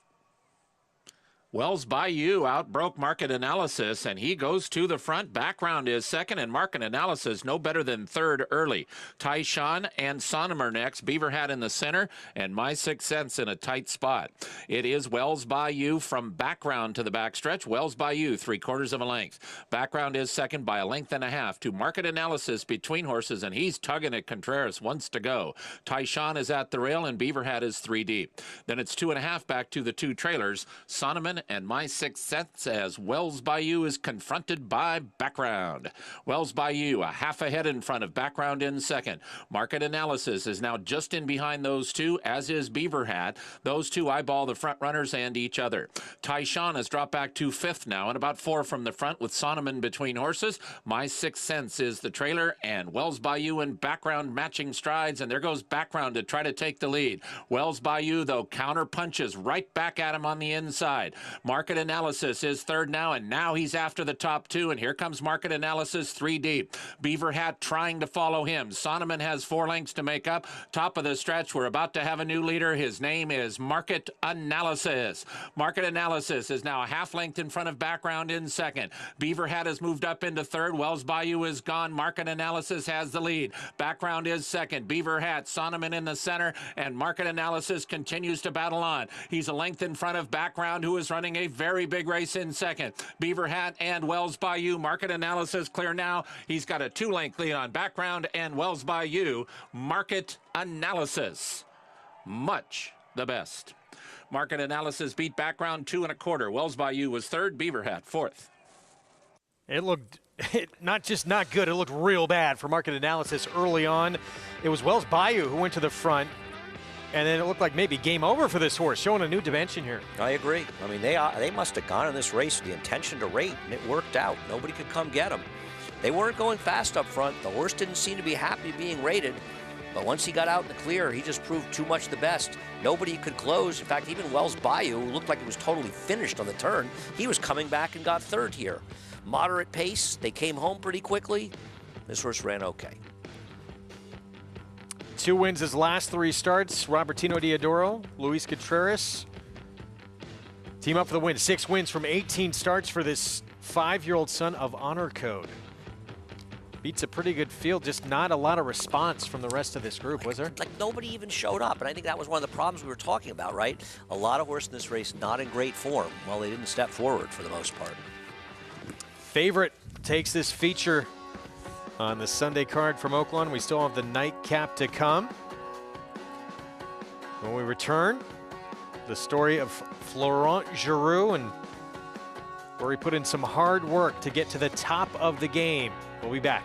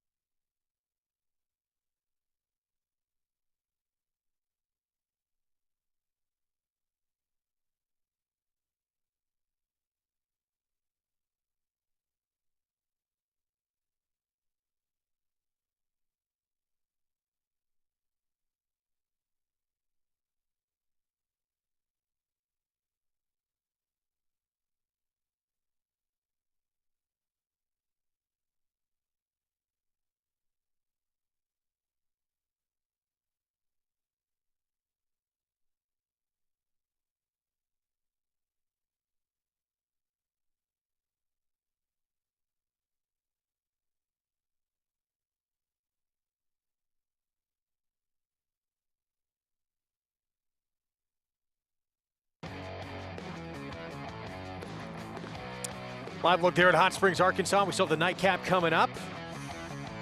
And our program, of course, brought to you where you can play it all on Naira Bets. Go to nairabets.com or download that Naira Bets app to get involved. Market analysis. 2 wins from 3 starts now since coming off a short layoff for Robertino Diodoro. They seem to be teaching him to rate. I still don't think he was that comfortable rating, but he ran a good race here, and nobody could make up any ground. Son of Honor Code, 5-year-old, in the best form of his career. And early on, probably everybody was wondering what is going on with this horse. He has to be in front. No, he doesn't. 8-5 favorite with a win. $5.20 for the win. Background. Wells Value, at least he ran a lot better than that debut. Agreed. An encouraging race and an aggressive ride helped. I know he was sort of running at the end, but he's probably a horse that really needs to be forward to be his most effective. Finale coming up at 6 furlongs. It is a maiden special weight, and the one to beat in here, even money. Slim Man, Brad Cox, Florent Giroux will be aboard. 87 buyer in start number 2. When he got beat by a horse named Favorite Outlaw for Steve Asmussen with Ricardo Santana Jr. No question, he is the one to beat. We'll talk more about this field coming up in a moment. The man aboard, a native of France, Florent Giroux. He has steadily risen in the ranks here, becoming one of the top riders in the game. But before mounts like Champions, Gunrunner, and Monomoy Girl came around, he had to hone his skills wintering in the cold of Chicago. Florent Giroux grew up in France. His father was a jockey and trainer. He was the leading apprentice in France before coming to America to ride at age 21. Just thought I know I was capable of doing it, and I just felt like, you know, here in America, if you work hard and you give 110%, people are definitely going to give you a chance, you know. That's why I came here, and I know I work hard, and it pays off, and it's a team effort too. I'm not the only one. I'm working, beside, with my agent dog and all the trainers and the owner who support us. So it's a team effort. Giroux first needed to learn America's dirt racing. He credits his winners in Chicago when he first came to the United States, when he learned the intricacies of riding the main track. It all depends on what kind of horses they give you, but like you said, at first they give me a lot of good horses. They were on turf, but I used to ride over the winter, a Hawthorne, and in Chicago during the winter time, there's no turf racing. So I think staying there a few winters really helped me a lot, to get definitely a riding style to dirt racing. And I think from there, it's just a snowball effect, and when you ride good horses, it make you look good. Giroux has shined brightest on one of racing's biggest stages in the Breeders' Cup. Florent has won 7 Breeders' Cup races. Worth all week, and Florent Giroux have done it! They beat Sequence Circle in the Breeders' Cup Sprint! In 2017 and 2018, Giroux's horses won a combined $37 million. Monomoy Girl digs down deep, and she was dazzling in the Oaks. Giroux rode Gunrunner to 6 Grade 1 wins. Gunrunner wins the Whitney! Including that 2017 Classic. Gunrunner's on top of the world! He wins the Breeders' Cup Classic! It's horse racing, keeps you very humble. So you win one, next day, you need to get right back to work. So there's never really no time to celebrate or time off. Giroux has also won America's most famous race, the Kentucky Derby. Under unusual circumstances, 296 days after the 2021 Kentucky Derby, Medina Spirit was disqualified by the Kentucky Horse Racing Commission, allowing Giroux's mount, Mandaloun, to be declared the winner. Chicago has proven to be an important place for Giroux's personal life, too. It's where he met and married his wife. Today, Florent and Casey have 2 children, and in 2018, Giroux became a U.S. citizen. That was extremely important. I was here. My wife is from Chicago. Both of my kids are born here. So that was just the next step. So I'm proud of it and happy. So it's done. So now it's all good. Well, he's developed into one of the absolute top riders in this game. He's had some big mounts and great success. I mentioned Gunrunner, Monomoy Girl. He's going to be on the horse to beat coming up in this race. It's nice to have Brad Cox in your corner, too. Yeah, absolutely. But Florent's a good rider, an aggressive rider, and that's one of the things that's helped him a lot in situations. And he's also got a good sense of humor, which I appreciate. Well, we saw him on a horse who looked awfully good yesterday in We the People. Yeah, I mean, all the talk, of course, and rightfully so, is about Classic Causeway in the Tampa Bay Derby, but his buyer figure came back in 84. Maybe it could be a point or 2 higher, maybe not. Not this guy. This guy cruised to victory with an 89 buyer. Source that Gary had talked about before his debut. He's kept on going forward. If Rudy Brissett can keep him running as well as he is and takes another couple steps forward, he could be a contender going forward. They're going to have to get into one of those stakes and make their presence felt. We'll see. 3rd place is 20 points, which could be enough to get in the Derby. I don't know. He's okay, though. This man had another big day on a huge day out in Oldsmar, Florida. 5-win afternoon for Irad Ortiz Jr. Doesn't hurt to have a couple of Chad Brown horses, but he gave this horse an excellent ride in the Florida Oaks. Saving ground, coming out the pocket, ran down his brother on another Chad Brown runner. They both had good trips in here. Didn't finish past these horses. I wonder, maybe she needed a race, or maybe she'll sort of tap out at a mile to a mile and a 16th, but she certainly improved off of her form in Europe, where she'd only run twice. Yeah, getting by, as you mentioned, his brother Jose there for the victory. Would win the Columbia Stakes as well, who was switching the Christophe Clement barn. The train just kept rolling for him. He gained more and more momentum throughout the afternoon. Right. I mean, it's easy to win those Chad Brown horses, but to win a Christophe Clement, that's not an easy thing to do. Just kidding. Irad's just in a good position, and I like seeing him be more aggressive. And it'll be interesting to see, because with Pratt coming here, he's an aggressive rider as well as a good rider. And I think Irad's going to find himself being more aggressive, and that'll be a good thing for racing around here. Whoever comes here, he's still going to be when we go to Saratoga, he's still going to be the odds-on favorite to win it. Yeah, probably. Well, he's got to beat Luis Saez. Maybe he can get that momentum back. Joel Rosario, could he win a title one of these days? He did win an Eclipse. He will be the favorite, though. I agree. He rates to me, but we'll see.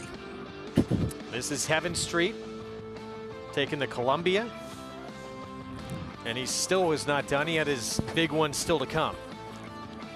Yeah, no, this horse ran well. He had run okay as a 2-year-old. He showed an ability to rate. He does almost more than anyone in recent memory. He gets on these kind of rolls where he's almost unstoppable, Irad. And of course, Classic Causeway broke so sharp again and led every step of the wire in the Tampa Bay Derby. Yeah, I mean, you kept expecting him to have a 5-win day at Saratoga and get back into contention. He never had it here.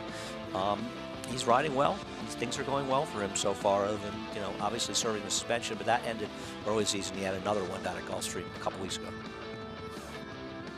So Classic Causeway taking that Tampa Bay Derby. And again, you talked about it earlier in the program. It was a nice win, but going forward, you just think it's going to be tough for him because of the presence of a lot of other speed horses. Yeah, this is a very contentious field. I think there's a lot of promising horses out there, and there's 3 horses, Epicenter, Forbidden Kingdom, Early Voting, that all have a lot of speed and they have stamina. And he has that too, but I don't know if he's as good as any of those 3. We'll see what he does in the Bluegrass, but I'd love to see Brian Lynch win the Derby. He's terrific, but I just don't think this horse is good enough. And I wonder if his best races in front of him are going to be going 7 furlongs, races like the Woody Stevens and the Alan Jerkins. I think he might be able to compete in Grade 1s. I just don't know against these horses going long. Well, that's a multiple Eclipse Award-winning rider, again shining on one of the biggest days at a track. Gary, we've seen a lot of this from Irad Ortiz Jr. Yeah, all of his talents were on showcase yesterday with the 3 stakes wins, from turf to coming off the pace to dirt on your winner, Classic Causeway. I didn't think it was possible, but he just keeps improving. I think that, when he got that long suspension last year for rough riding, it affected him. I think that he's riding cleaner than I've seen him ride. Not that he was a dirty rider, but he would take every advantage there was, and sometimes it was on the verge of rough riding. And we're not seeing that as much, or anymore, for that matter. At least we didn't see it yesterday. He's riding with so much confidence right now. When you're riding good horses and you start trusting the good horses that you're riding, you don't make many mistakes, and he's not making any mistakes right now. He darn sure didn't make any mistakes yesterday with those 3 stakes wins. I really enjoy watching him ride. It's a pleasure to watch him ride, and to see him keep improving, it's scary. The future is scary in a good way, guys. I think Irad is a tremendous rider, and I don't disagree with Gary. He keeps improving. I don't agree, though, about being less aggressive. He was disqualified twice in a 4-day period at Gulfstream. One of them resulted in a suspension. I thought the other one was actually worse. And I think the Achilles heel is Irad is he is too aggressive sometimes, in times that I think he goes over the edge. I think he's a great, great rider, but I think sometimes he does that. And I have not seen a change in him based on what I've seen at Gulfstream since that suspension. Rides that tightrope quite often. Yes, he does. Still relatively young rider, though. It's amazing how much success he's had, and still it would seem like his best years are still ahead of him. We're going to take a timeout coming up here in just a moment. We still have the nightcap coming up at Oaklawn. Saw that story of Florent Giroux. He's going to be on the one to beat, who's a heavy favorite, Slim Man, in this final on the card at Oaklawn. We're saying goodbye to those watching on SNY. We are back on SNY next Saturday, 3:30 Eastern start time. You can switch over to FS2 to see the conclusion of the program.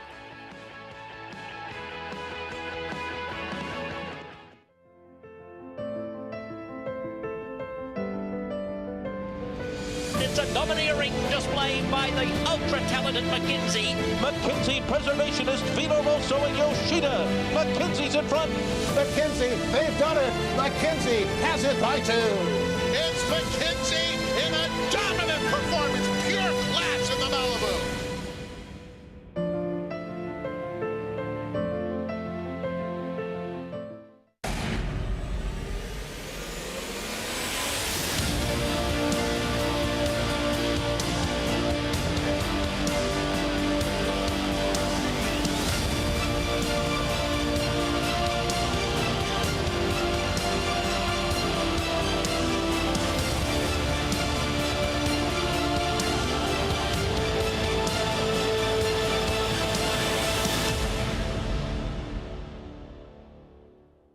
Undefeated Grade 1 winner Mastery was a multiple graded stakes winner at 2, including this victory in the Los Alamitos Cash Call Futurity. Now his progeny are bringing top dollar in the sales ring, and his first runners are hitting the track.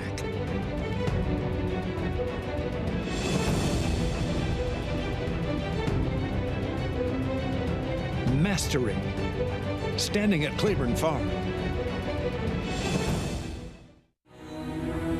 This season at Oaklawn, we've got more of everything. More of the top thoroughbreds in the world. More days of live racing.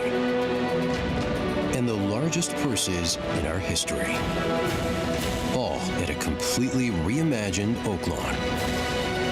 Come be a part of this historic season at Arkansas's only casino resort.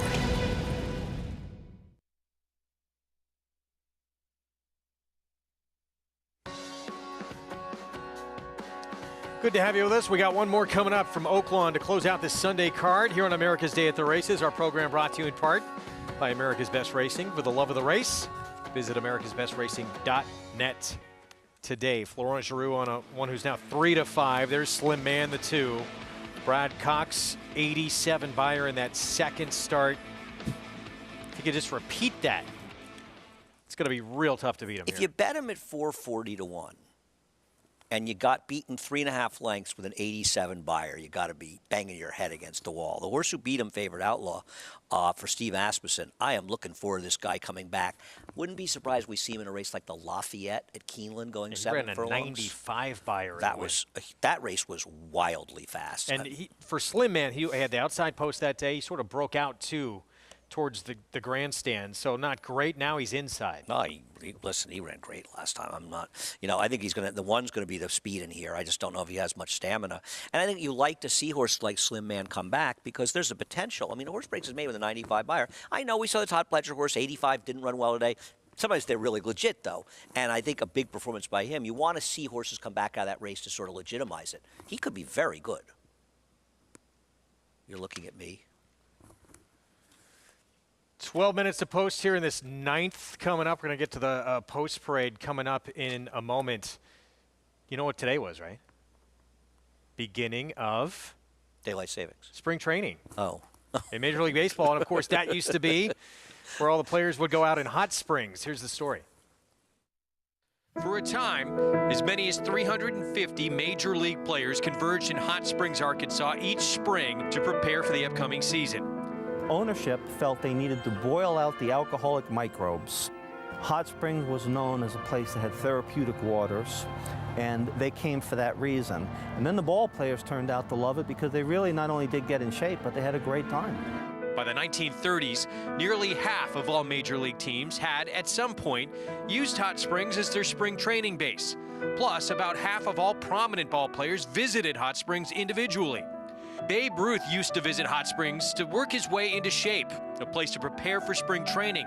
In fact, the Babe even used the hot healing waters to recover from influenza. This wall at the Gangsters Museum of America in Hot Springs represents the long list of Hall of Fame baseball greats who trained here. The winter storm of 2021 is a reminder of why baseball eventually migrated away from Hot Springs. The rain proved to be a disruption, and sometimes even the cold and snow wiped out valuable practice time. Although by the 1930s most teams moved to Florida and Arizona, Hot Springs would continue to be a destination for players to work out before joining their major league squads for decades to come. How do you think Babe Ruth spent his downtime in Hot Springs? Probably prayer meetings, a lot of reading. A lot of stuff like that. What do you think? I think I would have probably spent my downtime very similarly to Babe. How about you? Probably. 3-5 on that one there in the background. The 2 Slim Man Brad Cox, Florent Giroux. See if he can break his maiden here in his 3rd try coming up.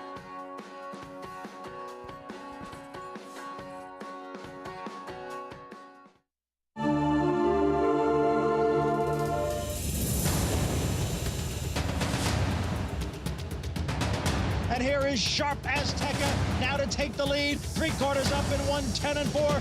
It's Sharp Azteca with the lead as they come down for the finish. It's Sharp Azteca, and he was sharp as can be today to win the Cigar Mile. 1:55.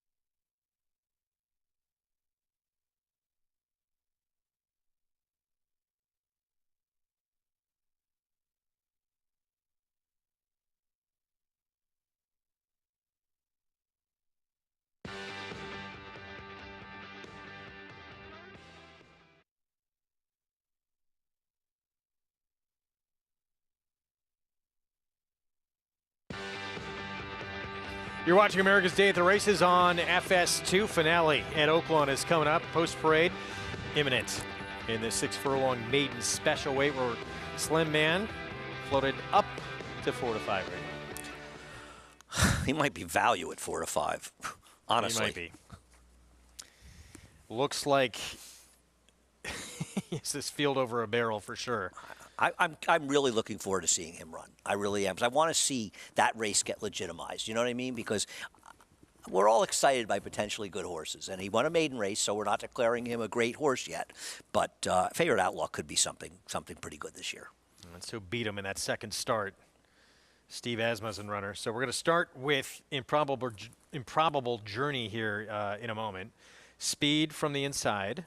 He's fast. Doesn't run terrible, right? No, he's good, actually. This horse is okay, and he's fast. And he dueled with that Sinner Sin last time. It ran so well for Ron McQuett. When you're dealing with a horse that runs as well as him and you're dueling with him, it's harder.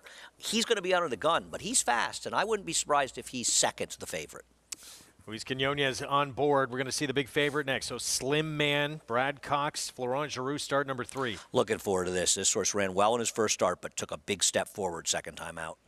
Pedigree with this first-timer for Nick Zito. The Grand Dam won the Grade 1 Personal Ensign. Yeah, and the Dam was a very nice turf horse for Graham Motion. And well, that was Miss Shop. That's a big family. And, in fact, the owner bought her, and she's sort of been the base of his broodmare band. I wonder if this horse wants turf or more distance, though. Blame Eli 18-1. Would have to improve off the debut, but the debut wasn't that bad. Speed on Nasmus, a runner with Rosario, Mean Jakey. Yeah, I mean, this horse, though, is going to have to chase after the one. I don't think it has the speed that horse has. Maxine Finn, Asmussen first-timer. Another Asmussen first-time, another one. But he's got, it just seems like every maiden race there's an Asmussen first-time starter, right? Here, there, everywhere. Loaded. We're going to see plenty this summer as well.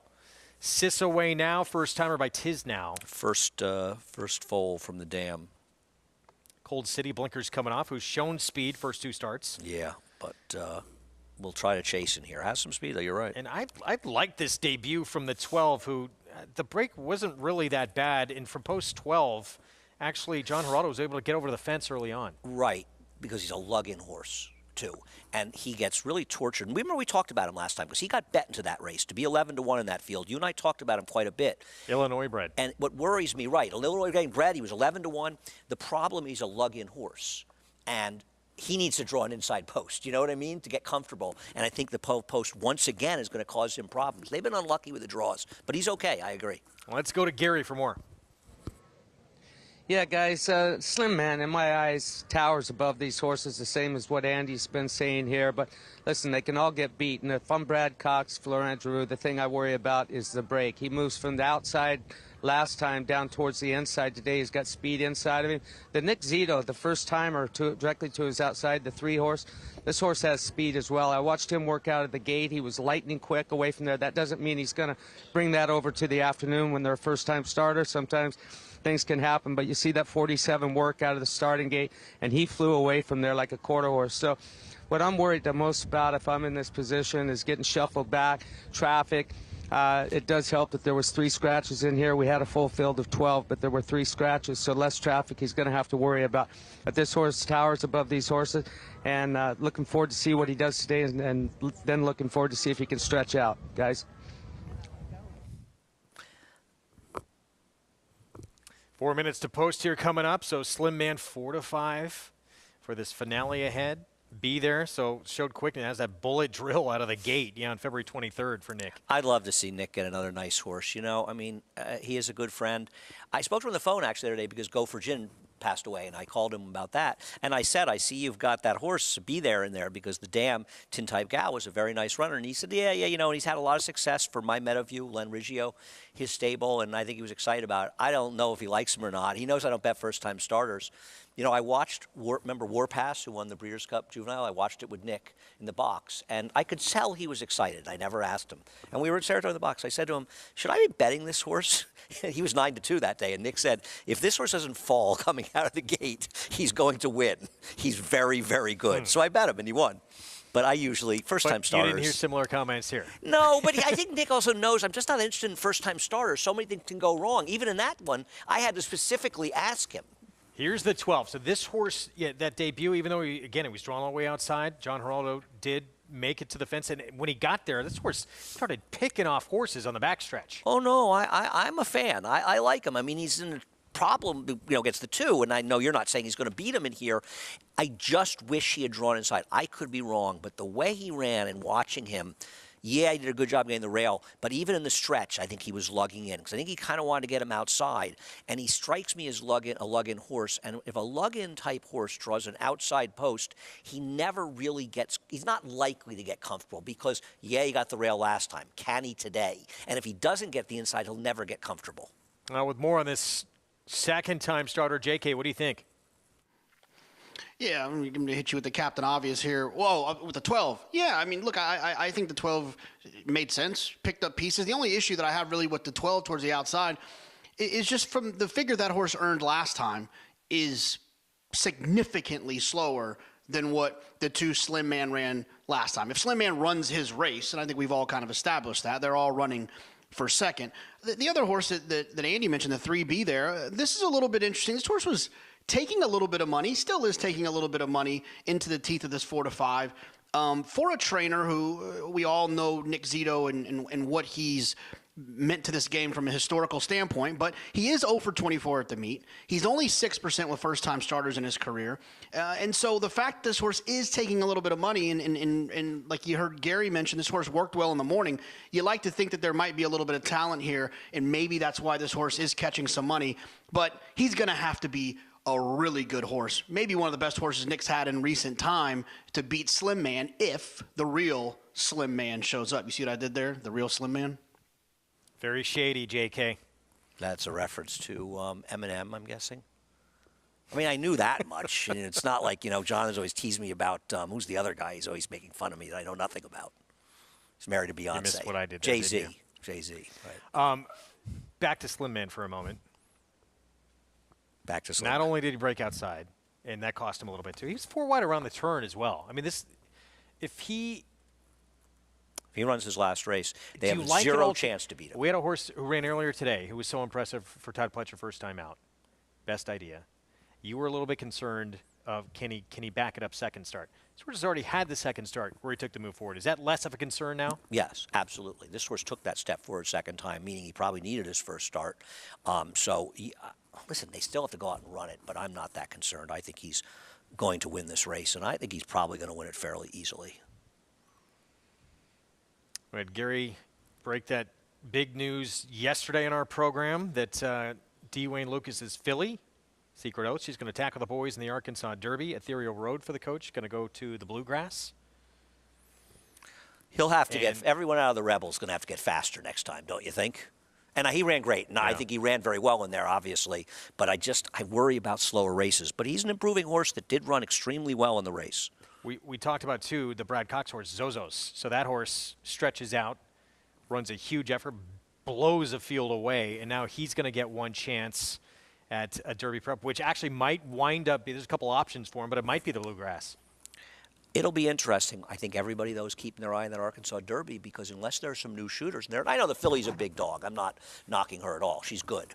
But unless there are new shooters besides her, no one's afraid of them, so he could think of going there, Brad. I'm not sure if he's stabled here or at Fairgrounds because didn't he come from Fairgrounds? So the question is, did Brad take him back to Fairgrounds or leave him here? Zozos is similar to the horse we talked about, the one yesterday, right? Both ran, the first one, the one yesterday had won his first start going long, but Zozo really improved stretching out. There are a lot of those horses around, and well as some horses who have already shown to be good. I'm telling you, I'm finding this year's Derby to be the most interesting one at this point we've seen in a long time. Yeah, I mean, that's one of a couple of horses who still have not been in a stakes race yet that still wouldn't shock you if in their one and only prep, maybe they go into the Derby as one of the horses with the potential to win that race. Right, and there's so many of them. One of them's bound to be the real deal, right? Who is it, though? We'll find out more. We get the 100-point races to qualify coming up in the next few weeks. Going to be a fun final rush to that first Saturday in May coming up. Here's Slim Man, 4-5. Making start number 3. You can play this race, all these Derby preps, the Derby itself, everything with Naira Bets. Get signed up, started. Go to NairaBets.com. Download the Naira Bets app. That's the promo code to use for new members that sign up. Stakes 200 and get that $200 deposit match bonus at sign up. and bet any track, anywhere, anytime. Here, even if you like Slim Man, you can try and, as we say all the time, try and create value underneath. How would you try and do that here? I don't know how much value it'll be, but I bet a 2-1 exacta. I'm hoping the one. Oh, I thought you might use a 3. No. No. I hope that I'm wrong, but I'm sorry. The 3 has no pedigree to win sprinting first time out. It seems like a horse will want longer and may want turf, but will definitely want longer. Meanwhile, that 12 down to 4-1. If he drew inside, I'd be very interested in him here. We'll see. We'll see what kind of trip he gets. There's the big favorite, the 2, stepping in with Florent Giroux. And trainer Brad Cox finale on this card. Slim Man odds on. 87 buyer last time out at start number 2. See if the third time's the charm. Let's go to Vic Stauffer.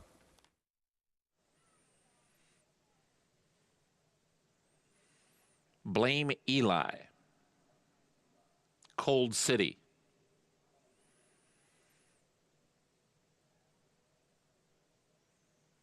The last horse to load is Golub's Big Win.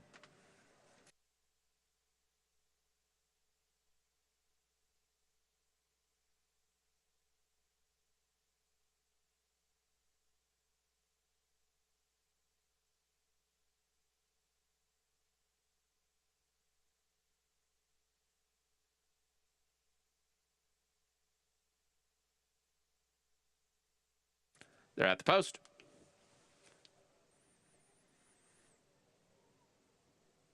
They're off. Improbable Journey and Sisaway now break well. Maxi Finn is close up. Mean Jakey is next, then Cold City and Slim Man. Followed by Be There to the outside, Golub's Big Win, and a slow start has Blame Eli at the back of the pack. So 2 of them are matching strides, Maxi Finn and Improbable Journey. Improbable Journey ahead in front of Maxi Finn in second. Slim Man has moved up into third now, and he's 2.5 off the lead and a length in front of Sisaway now. Then Mean Jakey between horses, and at the rail Be There. Golub's Big Win has 6 lengths to make up. He's 2 in front of Cold City, and then 5 lengths last to Blame Eli. Match racing continues around the far turn. Maxi Finn and Improbable Journey. Improbable Journey inside. Maxi Finn outside. Slim Man is still 3.5 from the front. Then comes Mean Jakey, top of the stretch. Improbable Journey and Maxi Finn. Sisaway now is threatening to run a big one. Slim Man still has a chance, but he's got to go from there. Maxi Finn has the lead. It is Maxi Finn in front. Slim Man is running up into second. Mean Jakey. Here comes Mean Jakey between horses, and Sisaway now to the outside. Slim Man not going to get there. It is Maxi Finn and Sisaway now. Maxi Finn, Sisaway now. Sisaway now. Sisaway now beat Maxi Finn. It's close for third between Mean Jakey and Blame Eli and Slim Man. Sisaway now, a first-time starter. Son of Tiz now for McLean Robertson with the surprise upset. Yeah, a tough beat for the first-time starter of the 6. He dueled with Improbable Journey and just folded late, what I'm guessing was a pretty rapid pace. And this horse came from the clouds. I'm guessing he was a big price in this race. 5-1. I'm guessing this pick 5 will be pretty big. Terrible performance from Slim Man. He celebrates Tisnow's birthday, who turned 25 yesterday. I know you had a cake for that, Greg. Big Tisnow fan. Very, very disappointing effort from the 2 Slim Man. I mean, got a perfect trip. Florent had him in a perfect position. He never had any punch. Back-to-back Breeders' Cup Classic winner. That's right. You know, he won one for of America. Them here in New York. 45-1 to close it out. Everyone thought it was an open and shut case for Slim Man. It never is in this sport, is it? No, they got to run him. Should we look at what the will pay, what the pick 5 is paying? About $20K. Yep, over 20,000 for 50 cents. I don't have it. We're going to take a time out. When we come back, we'll look back to earlier. Another huge favorite did not get it done in the feature in New York. It was Rodney. We'll look back when we come back.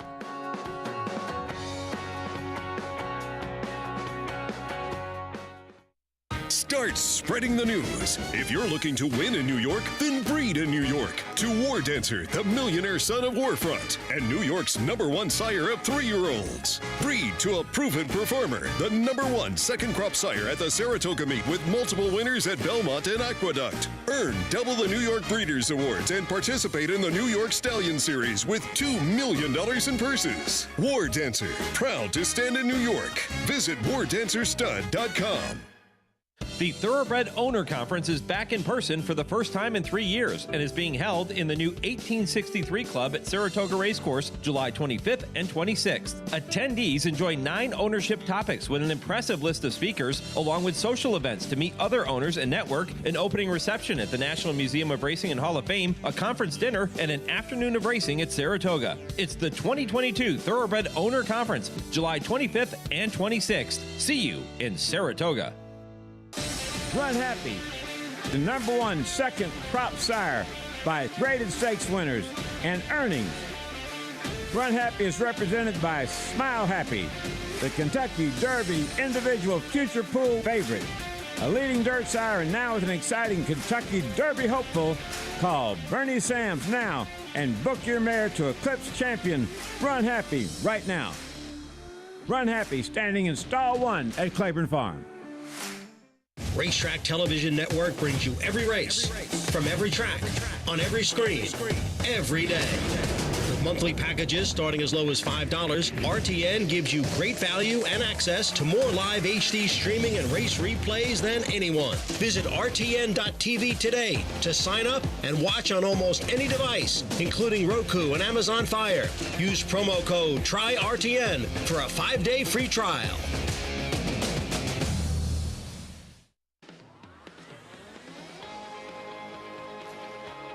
We have an objection, actually multiple objections in here. Thank the God. 2 against the 6 and 10, and the 5 against the 6 and 10. I'm eagerly awaiting to see what happens here. Can we see add-on? Maybe we can determine how frivolous this is. 45 to 1 over 18 to 1 for that exact hanging in the balance right now. Well, I guess we'll be missing the train. All right, let's take a look. The 6 is in the light blue cap. The 10, I believe, is in the green. I'm not certain, but I think so. Yeah, lime green. The 5 silks, is the coming 10. out in the gold hat, I believe. So the 5 comes out and slams into somebody. Wait a second. If the horse in the gold cap claims, and I understand the 6 drifted a little bit late, but the 5 slams into that horse in blue outside of him, right? Watch him. Watch the gold cap. I think that's the 5. Cap, yeah. Yeah, I think he slams it. Watch this. Looking to make a little room. Bang! Causes the issue. He caused an issue. It may not have been the issue, but he certainly caused one. You could say the 6 drifted a scintilla. The 10 did nothing. The chance of the 10 getting DQ'd here are the chances of me doing a flying 360 dunk tomorrow. You can say the 6 came out a little bit here, and there is a claim the 6 came out, but how about the fact the 5 slammed somebody before that? I'm going to say nothing happens here. How is the 10 even part of this? The 10 shouldn't be part of it. This is I think he's just, he's just naming everybody. Now, the horse outside of him, who I believe is the 2, no, he is the 2. Yeah, he has a little bit of a claim against the 5. You could take the 5 down below the 2. I kind of like to see that happen because I don't think the 2 claimed against him. So maybe they'll take the horse that claimed down. No, I think the 2 did. Is that what we were told? Yes. Okay. The 2 has no claim against the 6. There's no claim. The 10 is if the 10 comes down here, it should be the 2 claiming against the 5, shouldn't it be? Yes, the 2 should be claiming against the 5. They're considering that the 6 came out a little bit and may have caused it. I don't see that because the 5 was a left-hand whip. I do see the 6 drifting a little bit late. I have trouble saying that should be a DQ. If we watch the pan again, maybe a better idea to see how far apart they were. The only person that committed a foul there, at least in my opinion, was the 5. He should come down. Here's one more look. Yeah, black silks, goldish cap. And that's the 5. Wouldn't you say he cost the 2 set 4th, who finished 5th, because he slams into him at this point? Right here. Okay, let's watch where they are. Continually coming out right there. When he comes out, the 6 is well clear. You see how much clearer the 6 was than the 5 when the 5 comes out? So even though on the head-on, you'll see the 6 come out a little bit, he's a length and a half clear of the 5. The 5 should come down here. That's there what it is, But yeah. I know the 6 is coming out, but we just watched the pan, and you could see the 6 was a good length and a half clear of the 5. He can come out at that point. This is absolutely the 5 who should come down. Anything else, and being placed behind the 2. Yes. Yeah. I think the 5 should go to 5th, and whoever finished 4th should be made 3rd, and the 2 should be made 4th, because the argument is the 5 could have been 4th, could have been 3rd if the 5 didn't do the 2 could have been 4th or 3rd, and he fouled him. So my guess is here the 5 will come down. If the 5 claimed That's against Joel Rosario, by the way. I love Joel. If Joel actually made a claim, now I don't know. Maybe the stewards did. If Joel made a claim, I'm Joel's biggest fan, but this would be insane. And it's a left-handed going to the riding crop, too, with Joel when this horse begins to come out. Yeah, Joel fouled the 2. Cause. He fouled the 2. I'm sorry. He did. He bumped into him. It's interesting because I say one thing about Joel. He's a very clean rider. You never see Joel doing egregious things. Is rare you from don't him. Listen, he's trying to get room and the horse comes out. He's not a rider you will ever see doing things that you would say are dangerous or intentionally doing things. His horse came out a little bit. It's a little tough in those situations. I wouldn't blame him, but I do think the 5 should come down in this race. I think he clearly fouled the 2. I believe the 6 was well clear, and I don't believe the 10 did anything. Yeah. We'll see what happens in here. I'm with you. And it looks like the 10 is absolutely in the clear. Looks like that 45-1 is absolutely going to stand, but right now still flashing on the board. If you bet the 10, you're worried, and I would be worried too.